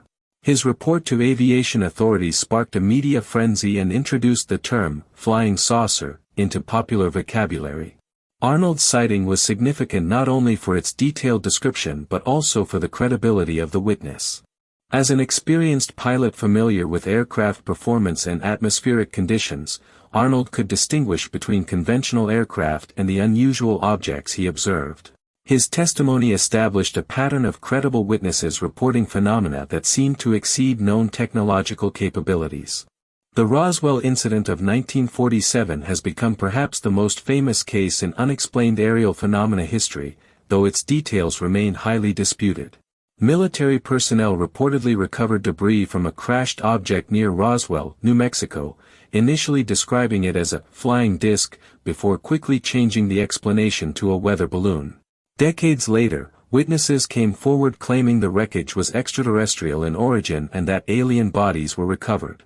Government secrecy surrounding the Roswell incident has fueled conspiracy theories and speculation about official cover-ups of extraterrestrial contact. While declassified documents have revealed that the debris was likely from a classified military project involving high-altitude surveillance balloons, the case continues to symbolize the broader questions about government transparency and the possibility of extraterrestrial visitation. Military and aviation personnel have provided some of the most compelling reports of unexplained aerial phenomena due to their training in aircraft identification and their access to radar and other detection equipment. Pilots regularly report encounters with objects that demonstrate flight characteristics impossible for conventional aircraft, including sudden acceleration, right-angle turns at high speed, and the ability to hover motionlessly before rapidly departing. The 2004 USS Nimitz incident represents one of the most thoroughly documented military encounters with unexplained phenomena. Navy pilots encountered objects that demonstrated extraordinary flight capabilities, including rapid acceleration and the ability to descend from high altitude to sea level in seconds. The encounters were recorded on multiple sensor systems and witnessed by numerous personnel, lending credibility to reports of truly anomalous objects. Radar operators and air traffic controllers have detected objects that appear on tracking systems but exhibit flight patterns inconsistent with known aircraft. These radar contacts often show objects moving at speeds exceeding any conventional aircraft while making maneuvers that would destroy normal vehicles due to excessive G-forces. However, correlating radar contacts with visual sightings remains challenging.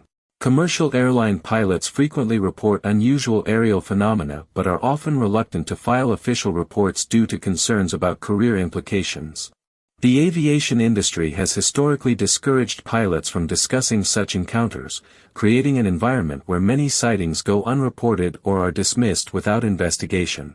Government investigation of unexplained aerial phenomena has occurred sporadically since the 1940s, with varying levels of official acknowledgement and scientific rigor.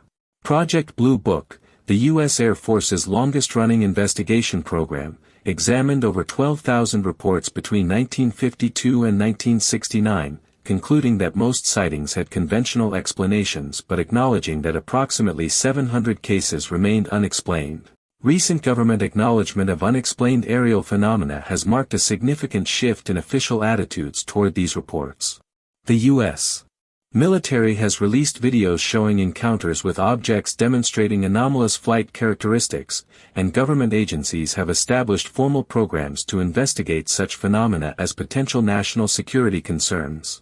The scientific study of unexplained aerial phenomena faces significant challenges due to the unpredictable nature of sightings, the lack of physical evidence, and the stigma associated with the subject. However, some researchers have attempted to apply scientific methodology to the investigation of these phenomena, analyzing patterns in sightings, studying physical traces, and examining photographic and video evidence. Atmospheric and meteorological phenomena can explain many sightings of unusual aerial objects. Weather balloons, temperature inversions, and unusual cloud formations can create visual effects that appear anomalous to untrained observers.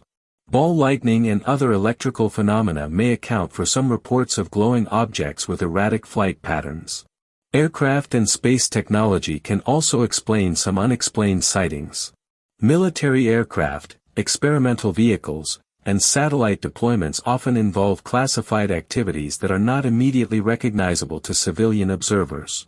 The development and testing of new aerospace technologies can create sightings of objects with apparently impossible flight characteristics. Venus and other bright planets have been responsible for numerous UFO reports, particularly when atmospheric conditions create unusual visual effects. The planet Venus can appear to move erratically due to atmospheric distortion and can remain visible during daylight hours under certain conditions, leading to reports of strange daylight objects. Optical illusions and perceptual errors play significant roles in many unexplained aerial phenomena reports.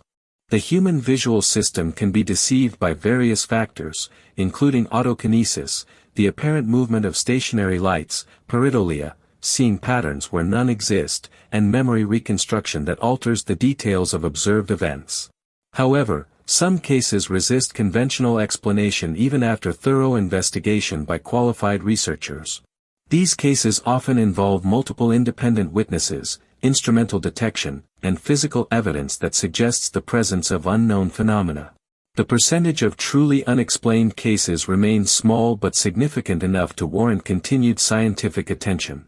The extraterrestrial hypothesis proposes that some unexplained aerial phenomena represent visitation by intelligent beings from other worlds. Proponents argue that the flight characteristics reported in many cases exceed human technological capabilities and suggest advanced propulsion systems unknown to terrestrial science. The vast scale of the universe and the increasing discovery of potentially habitable exoplanets support the possibility that intelligent life exists elsewhere. If such civilizations have developed interstellar travel capabilities, they might visit Earth and account for some unexplained aerial phenomena. However, the extraterrestrial hypothesis faces significant challenges, including the enormous distances between star systems, the energy requirements for interstellar travel, and the lack of definitive physical evidence for extraterrestrial technology. Critics argue that the apparent increase in sightings during the space age suggests psychological rather than physical explanations. Alternative explanations for unexplained aerial phenomena include time travelers from our own future, interdimensional visitors, or manifestations of unknown natural phenomena. These hypotheses attempt to account for the reported characteristics of UFOs while avoiding some of the challenges faced by the extraterrestrial interpretation. The plasma hypothesis suggests that some unexplained aerial phenomena result from naturally occurring plasma formations in the atmosphere. Under certain conditions, Atmospheric electricity might create self-organizing plasma structures that could appear as solid objects with unusual flight characteristics. Laboratory research has demonstrated that plasma can exhibit some behaviors reported in UFO cases. Psychological and sociological factors significantly influence the reporting and interpretation of unexplained aerial phenomena.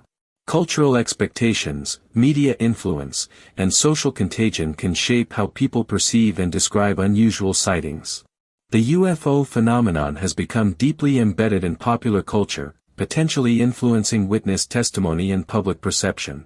Mass hysteria and social panic have occurred in connection with UFO sightings, such as the 1938 War of the Worlds radio broadcast and various waves of sightings that seem to spread through communities. These events demonstrate how psychological factors can amplify and distort reports of unusual phenomena. Technology has transformed both the reporting and investigation of unexplained aerial phenomena. Digital cameras, video recording, and social media have made it easier to document and share sightings, while also making it easier to create hoaxes and manipulate evidence. Computer analysis of images and videos has become crucial for distinguishing genuine anomalies from conventional objects and deliberate fabrications. Sensor technology and detection systems have improved dramatically, providing new tools for investigating aerial phenomena. However, the same advances that make detection more sophisticated also make it easier to create convincing false evidence, complicating the evaluation of reports and physical evidence. International cooperation in investigating unexplained aerial phenomena has increased as governments acknowledge the potential national security implications of unidentified objects in their airspace. Information sharing between military and civilian agencies has improved, though significant classification barriers remain in place. Scientific institutions have begun taking a more serious approach to studying unexplained aerial phenomena, recognizing that even if most sightings have conventional explanations, the small percentage of unexplained cases may represent genuinely unknown phenomena worthy of investigation. The stigma surrounding unexplained aerial phenomena has historically discouraged scientific investigation and witness reporting. Researchers who study UFOs have often faced professional ridicule and career damage, while witnesses fear being dismissed as delusional or attention-seeking. This stigma has created significant barriers to serious scientific study of the phenomenon. Recent changes in government attitude and increased scientific interest may be reducing the stigma associated with reporting and investigating unexplained aerial phenomena. This shift could lead to more comprehensive data collection and analysis, potentially advancing our understanding of these mysterious objects. The implications of unexplained aerial phenomena extend far beyond simple curiosity about strange objects in the sky. If some of these phenomena represent advanced technology of non-human origin, the discovery would have profound implications for science, technology, philosophy, and human understanding of our place in the universe. Even if all unexplained aerial phenomena eventually receive conventional explanations, their investigation has contributed to advances in atmospheric science, optical physics, and human perception research. The systematic study of anomalous reports has improved our understanding of witness reliability, false memory formation, and the social dynamics of extraordinary claims. The mystery of unexplained aerial phenomena continues to evolve as new sightings are reported and investigated using increasingly sophisticated methods. Whether these phenomena represent extraterrestrial visitation, unknown natural processes, advanced human technology, or complex combinations of conventional factors and human psychology, they remain one of our most persistent and intriguing mysteries.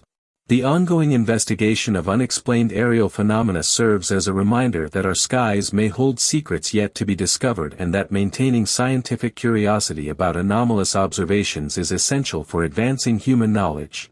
As technology continues to advance and our understanding of the universe expands, we may eventually solve the mystery of what has been flying through our atmosphere for decades, watching us from above. The doors of hell in Turkmenistan. In the heart of the Karakum Desert in Turkmenistan, a fiery crater has been burning continuously for over 5 decades, creating one of the most otherworldly sights on Earth. Known locally as the Doors of Hell or Gates of Hell, This massive natural gas crater presents a mystery that combines geological science with human intervention in ways that continue to puzzle researchers and visitors alike. The official name for this phenomenon is the Darvaza gas crater, named after the nearby village of Darvaza. The crater measures approximately 70 meters in diameter and has been burning with an intense flame that never extinguishes, creating an apocalyptic landscape that seems more suited to mythology than reality. The constant fire has transformed this remote desert location into one of Turkmenistan's most famous and enigmatic landmarks. The origins of the Doors of Hell trace back to Soviet-era geological exploration during the early 1970s. Soviet engineers were conducting natural gas surveys in the region when the ground beneath their drilling rig collapsed, creating a large crater filled with natural gas. The exact details of what happened next remain disputed, contributing to the mystery surrounding this extraordinary site. According to the most widely accepted account, the engineers decided to burn off the escaping natural gas to prevent its dangerous accumulation in the atmosphere. They expected the gas reserves to be depleted within days or weeks at most. However, the flames have continued burning for more than 50 years, suggesting vast underground gas reserves that were far larger than initially estimated. The persistence of the flames raises questions about the true extent of natural gas deposits beneath the Karakum Desert. Traditional geological surveys suggested modest gas reserves in the region, but the crater's continuous burning indicates underground formations of enormous size and complexity. This discrepancy between expectations and reality has made the site a subject of geological speculation and study. Some researchers question whether the crater's formation was entirely accidental or whether it represents a more complex interaction between human activity and natural geological processes. The collapse that created the crater might have been triggered by drilling activities, but the underlying instability of the ground suggests natural factors were also involved. The geological composition of the area contributes to the mystery surrounding the crater's formation and continued burning.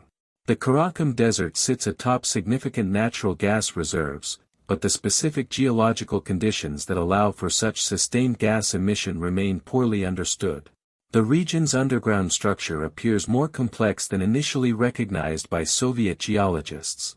Underground gas migration patterns in the area seem to feed the crater continuously, but mapping these subsurface flows has proven extremely challenging.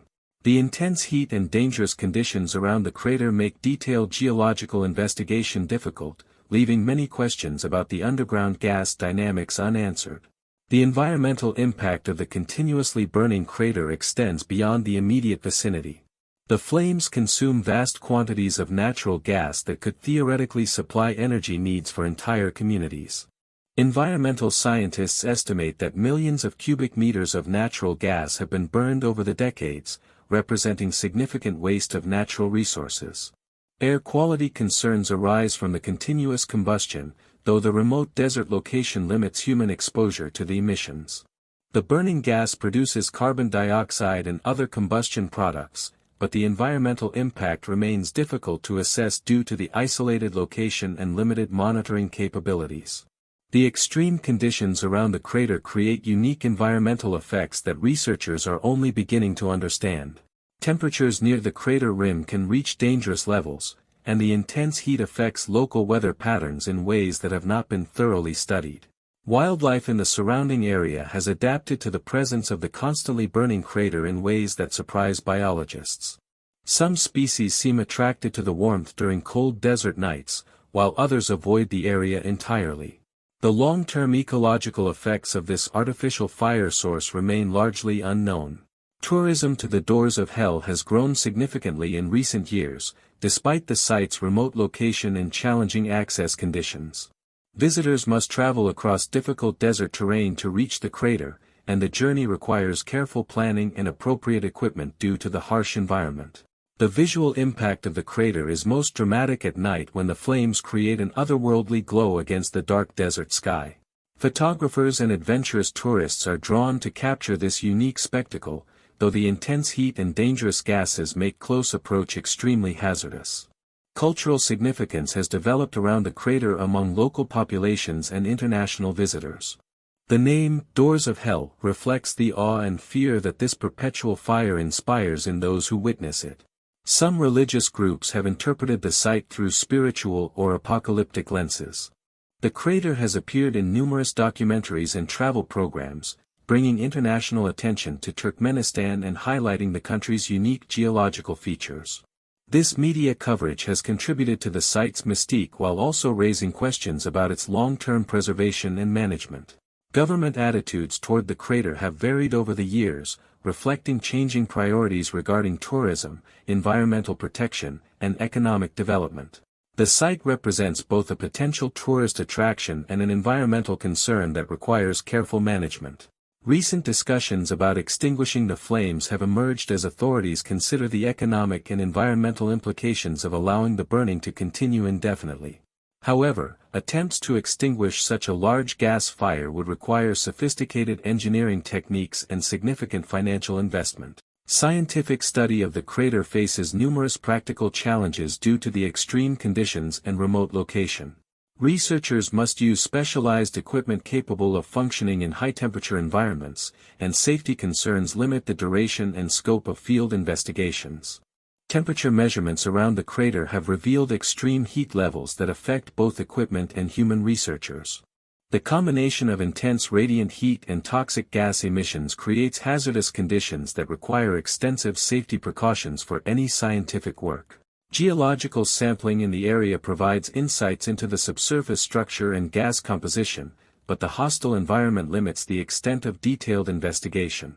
Remote sensing techniques offer some possibilities for study, but ground truth data remains difficult to obtain.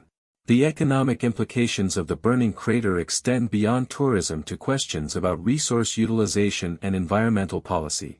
The natural gas being consumed by the flames represents significant economic value that is literally going up in smoke. Energy experts have proposed various schemes for capturing and utilizing the gas emissions, but the technical challenges and economic costs of such projects remain prohibitive. The crater's location in a remote desert area complicates any potential infrastructure development for gas capture. International attention to the crater has highlighted Turkmenistan's broader energy resources and geological features. The country possesses substantial natural gas reserves, and the burning crater serves as a dramatic reminder of these underground wealth deposits. The mystery of why the gas supply has not been exhausted after decades of burning continues to intrigue geologists and energy specialists. The sustained emission suggests either enormous underground reserves or complex geological processes that continually replenish the gas supply. Underground gas migration from distant sources might contribute to the crater's fuel supply, but mapping these potential connections requires extensive geological survey work that has not been completed.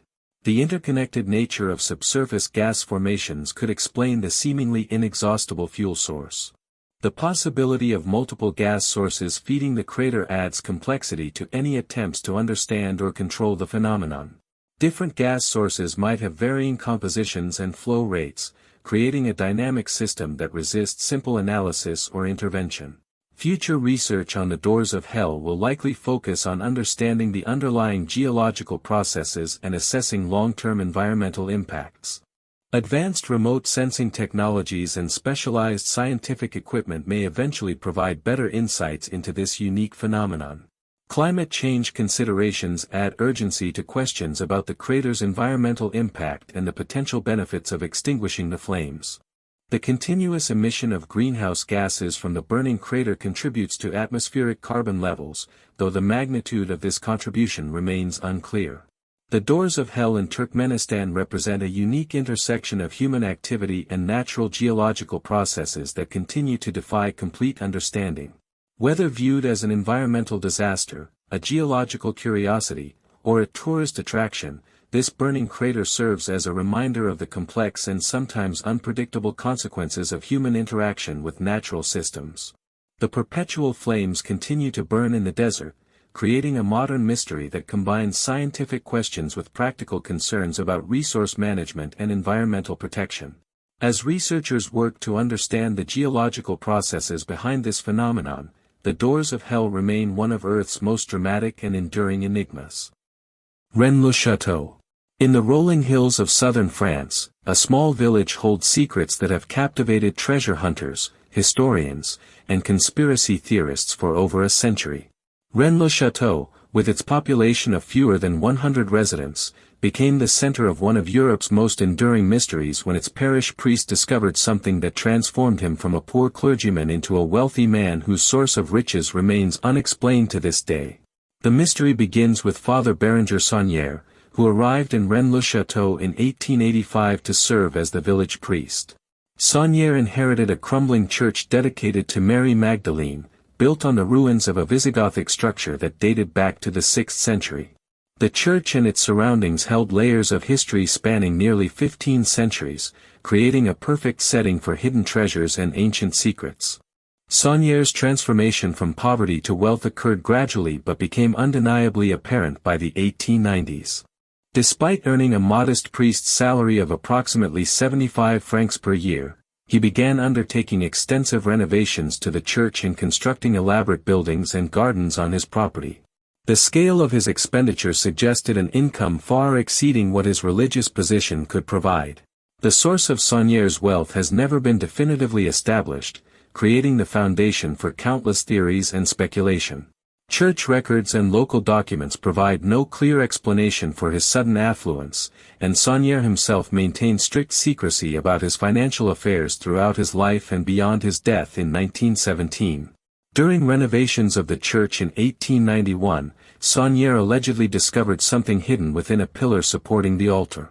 Various accounts describe the discovery of parchments, though the exact nature and content of these documents remain disputed. Some sources claim the parchments contain genealogical information, while others suggest they held coded messages or treasure maps. The alleged parchments have become central to many theories about the Rennes-le-Château mystery, though their actual existence remains unproven. No contemporary documentation definitively confirms their discovery, and they have never been subjected to independent scholarly examination. The mystery of what Saunière actually found, if anything, continues to fuel speculation and investigation. Following the supposed discovery, Saunière's behavior became increasingly secretive and eccentric. He began traveling frequently to Paris and other cities, conducting mysterious business that he never discussed with local residents or church authorities. These trips coincided with his growing wealth and increasingly elaborate construction projects in the village. The renovations Saunière undertook in the church created their own mysteries through unusual artistic and symbolic choices. The church interior features peculiar decorations that seem inconsistent with traditional Catholic imagery, including a statue of a demon supporting the holy water font and cryptic inscriptions that have puzzled visitors for decades. The phrase, "Terribilis est locus est," this place is terrible, appears prominently above the church entrance, taken from the biblical account of Jacob's ladder but unusual for a church dedication. This inscription, combined with other peculiar decorative elements, has led some researchers to suggest that Saunière incorporated hidden messages or symbolic meanings into the church renovation. Outside the church, Saunière constructed an elaborate estate that included a library tower, ornate gardens, and a villa that far exceeded what a village priest could reasonably afford. The Tower of Magdala, built as a library and study, became particularly associated with Saunière's mysterious activities and alleged secret research. Saunière's personal life added another dimension to the mystery through his relationship with his housekeeper, Marie de Narnaud. De Narnaud served not only as his domestic helper but apparently as his confidant and possibly the keeper of his secrets. She remained loyal to Saunière throughout his life and continued to live in his house after his death. Before her own death in 1953, de Narnaud allegedly promised to reveal Saunière's secrets to her caretaker but died before fulfilling this promise. Her final words, according to witnesses, suggested that the secret of Rennes-le-Château involved matters of great importance that went far beyond simple treasure hunting. The historical context of Rennes-le-Château adds layers of complexity to the mystery. The region has been inhabited continuously since ancient times, serving as a stronghold for various groups including the Visigoths, Cathars, and Knights Templar. This rich historical background provides multiple potential sources for hidden treasures or important documents. The Cathar connection has particularly captured the imagination of researchers and conspiracy theorists. The Cathars, a Christian sect considered heretical by the Catholic Church, were brutally suppressed during the Albigensian Crusade in the 13th century. Some theories propose that Cathar treasures or religious artifacts were hidden in the Rennes-le-Château area during this persecution. Knights Templar associations with the region stem from their historical presence in southern France and their reputation for accumulating vast wealth before their suppression in the early 14th century. Theories about Templar treasures hidden in the area gained popularity following suggestions that the order's wealth was never fully recovered by their persecutors. The Visigothic period in the region's history offers another potential explanation for Saunière's wealth. The Visigoths controlled much of southern France and Spain for several centuries and were known to have accumulated significant treasures. Some researchers propose that Visigothic hoards remain hidden in the mountainous terrain around Rennes-le-Château. Archaeological investigations in and around Rennes-le-Château have yielded tantalizing but inconclusive results. Excavations have revealed evidence of continuous habitation and various artifacts from different historical periods, but no discoveries that would explain Saunière's mysterious wealth or validate the most dramatic theories about hidden treasures. Modern theories about the Rennes-le-Château mystery range from prosaic explanations involving trafficking in masses or simple fraud to exotic proposals about royal bloodlines, religious relics, and ancient mysteries. The lack of definitive evidence has allowed speculation to flourish while preventing any single theory from gaining universal acceptance. The trafficking hypothesis suggests that Saunière's wealth came from selling masses for the dead, a practice that could generate substantial income if conducted on a large scale. Church records show evidence of mass trafficking, though whether this alone could account for Saunière's expenditures remains debatable among researchers. Political involvement theories propose that Saunière's money came from monarchist activities or other political causes popular among French clergy of his era. Some evidence suggests connections between Saunière and royalist movements, though again the financial scale seems disproportionate to likely political funding. The religious relic theory gained prominence through claims that Saunière discovered items of significant religious importance, such as artifacts related to Jesus Christ or Mary Magdalene. These theories often incorporate ideas about alternative Christian histories and hidden religious truths, though they lack supporting archaeological or historical evidence. Bloodline conspiracy theories, popularized by books like The Da Vinci Code, propose that Saunière discovered evidence of Jesus Christ's descendants living in France. These theories typically involve complex historical narratives about royal bloodlines and religious cover-ups, but they rely heavily on speculative interpretations of limited evidence. The Priory of Chaon connection emerged from documents allegedly dating to the medieval period but actually created in the 20th century by Pierre Plantard. These fabricated documents claim that Saunière was involved with a secret society dedicated to protecting religious secrets, but the hoax nature of the priory has been thoroughly exposed by researchers. Financial analysis of Saunière's expenditures suggests that his total wealth during his lifetime amounted to hundreds of thousands of francs in contemporary currency, equivalent to millions in modern terms. This substantial sum would have required significant ongoing income sources rather than a single treasure discovery. Contemporary accounts from villagers and visitors provide some insights into Saunière's activities but also add to the mystery through conflicting descriptions of his behavior and lifestyle. Some describe him as secretive and paranoid, while others portray him as generous and community-minded. The role of the Catholic Church in the Rennes-le-Château mystery remains ambiguous. Church authorities investigated Saunière's activities and eventually suspended him from his priestly duties due to unauthorized financial activities, but they never revealed the specific nature of their concerns or findings. Modern investigative techniques have been applied to various aspects of the Rennes-le-Château mystery, including analysis of church decorations, geological surveys of potential hiding places, and examination of historical documents. However, these investigations have generally raised more questions than they have answered. The tourism industry that has developed around Rennes-le-Château reflects the enduring fascination with its mystery while also complicating serious research efforts. The village now attracts thousands of visitors annually, creating economic incentives to maintain and promote the mysterious aspects of its history. Documentation and record-keeping from Saunière's era were often incomplete or have been lost over time, making definitive resolution of the mystery increasingly difficult. The passage of more than a century since the main events has allowed myths and speculation to become intertwined with historical facts. International interest in Rennes-le-Château has produced numerous books, documentaries, and fictional works that have shaped public perception of the mystery while often prioritizing entertainment value over historical accuracy. This popular culture attention has both preserved interest in the case and complicated serious scholarly investigation. Scientific and archaeological approaches to the mystery continue to evolve as new technologies become available for investigating historical sites and analyzing artifacts.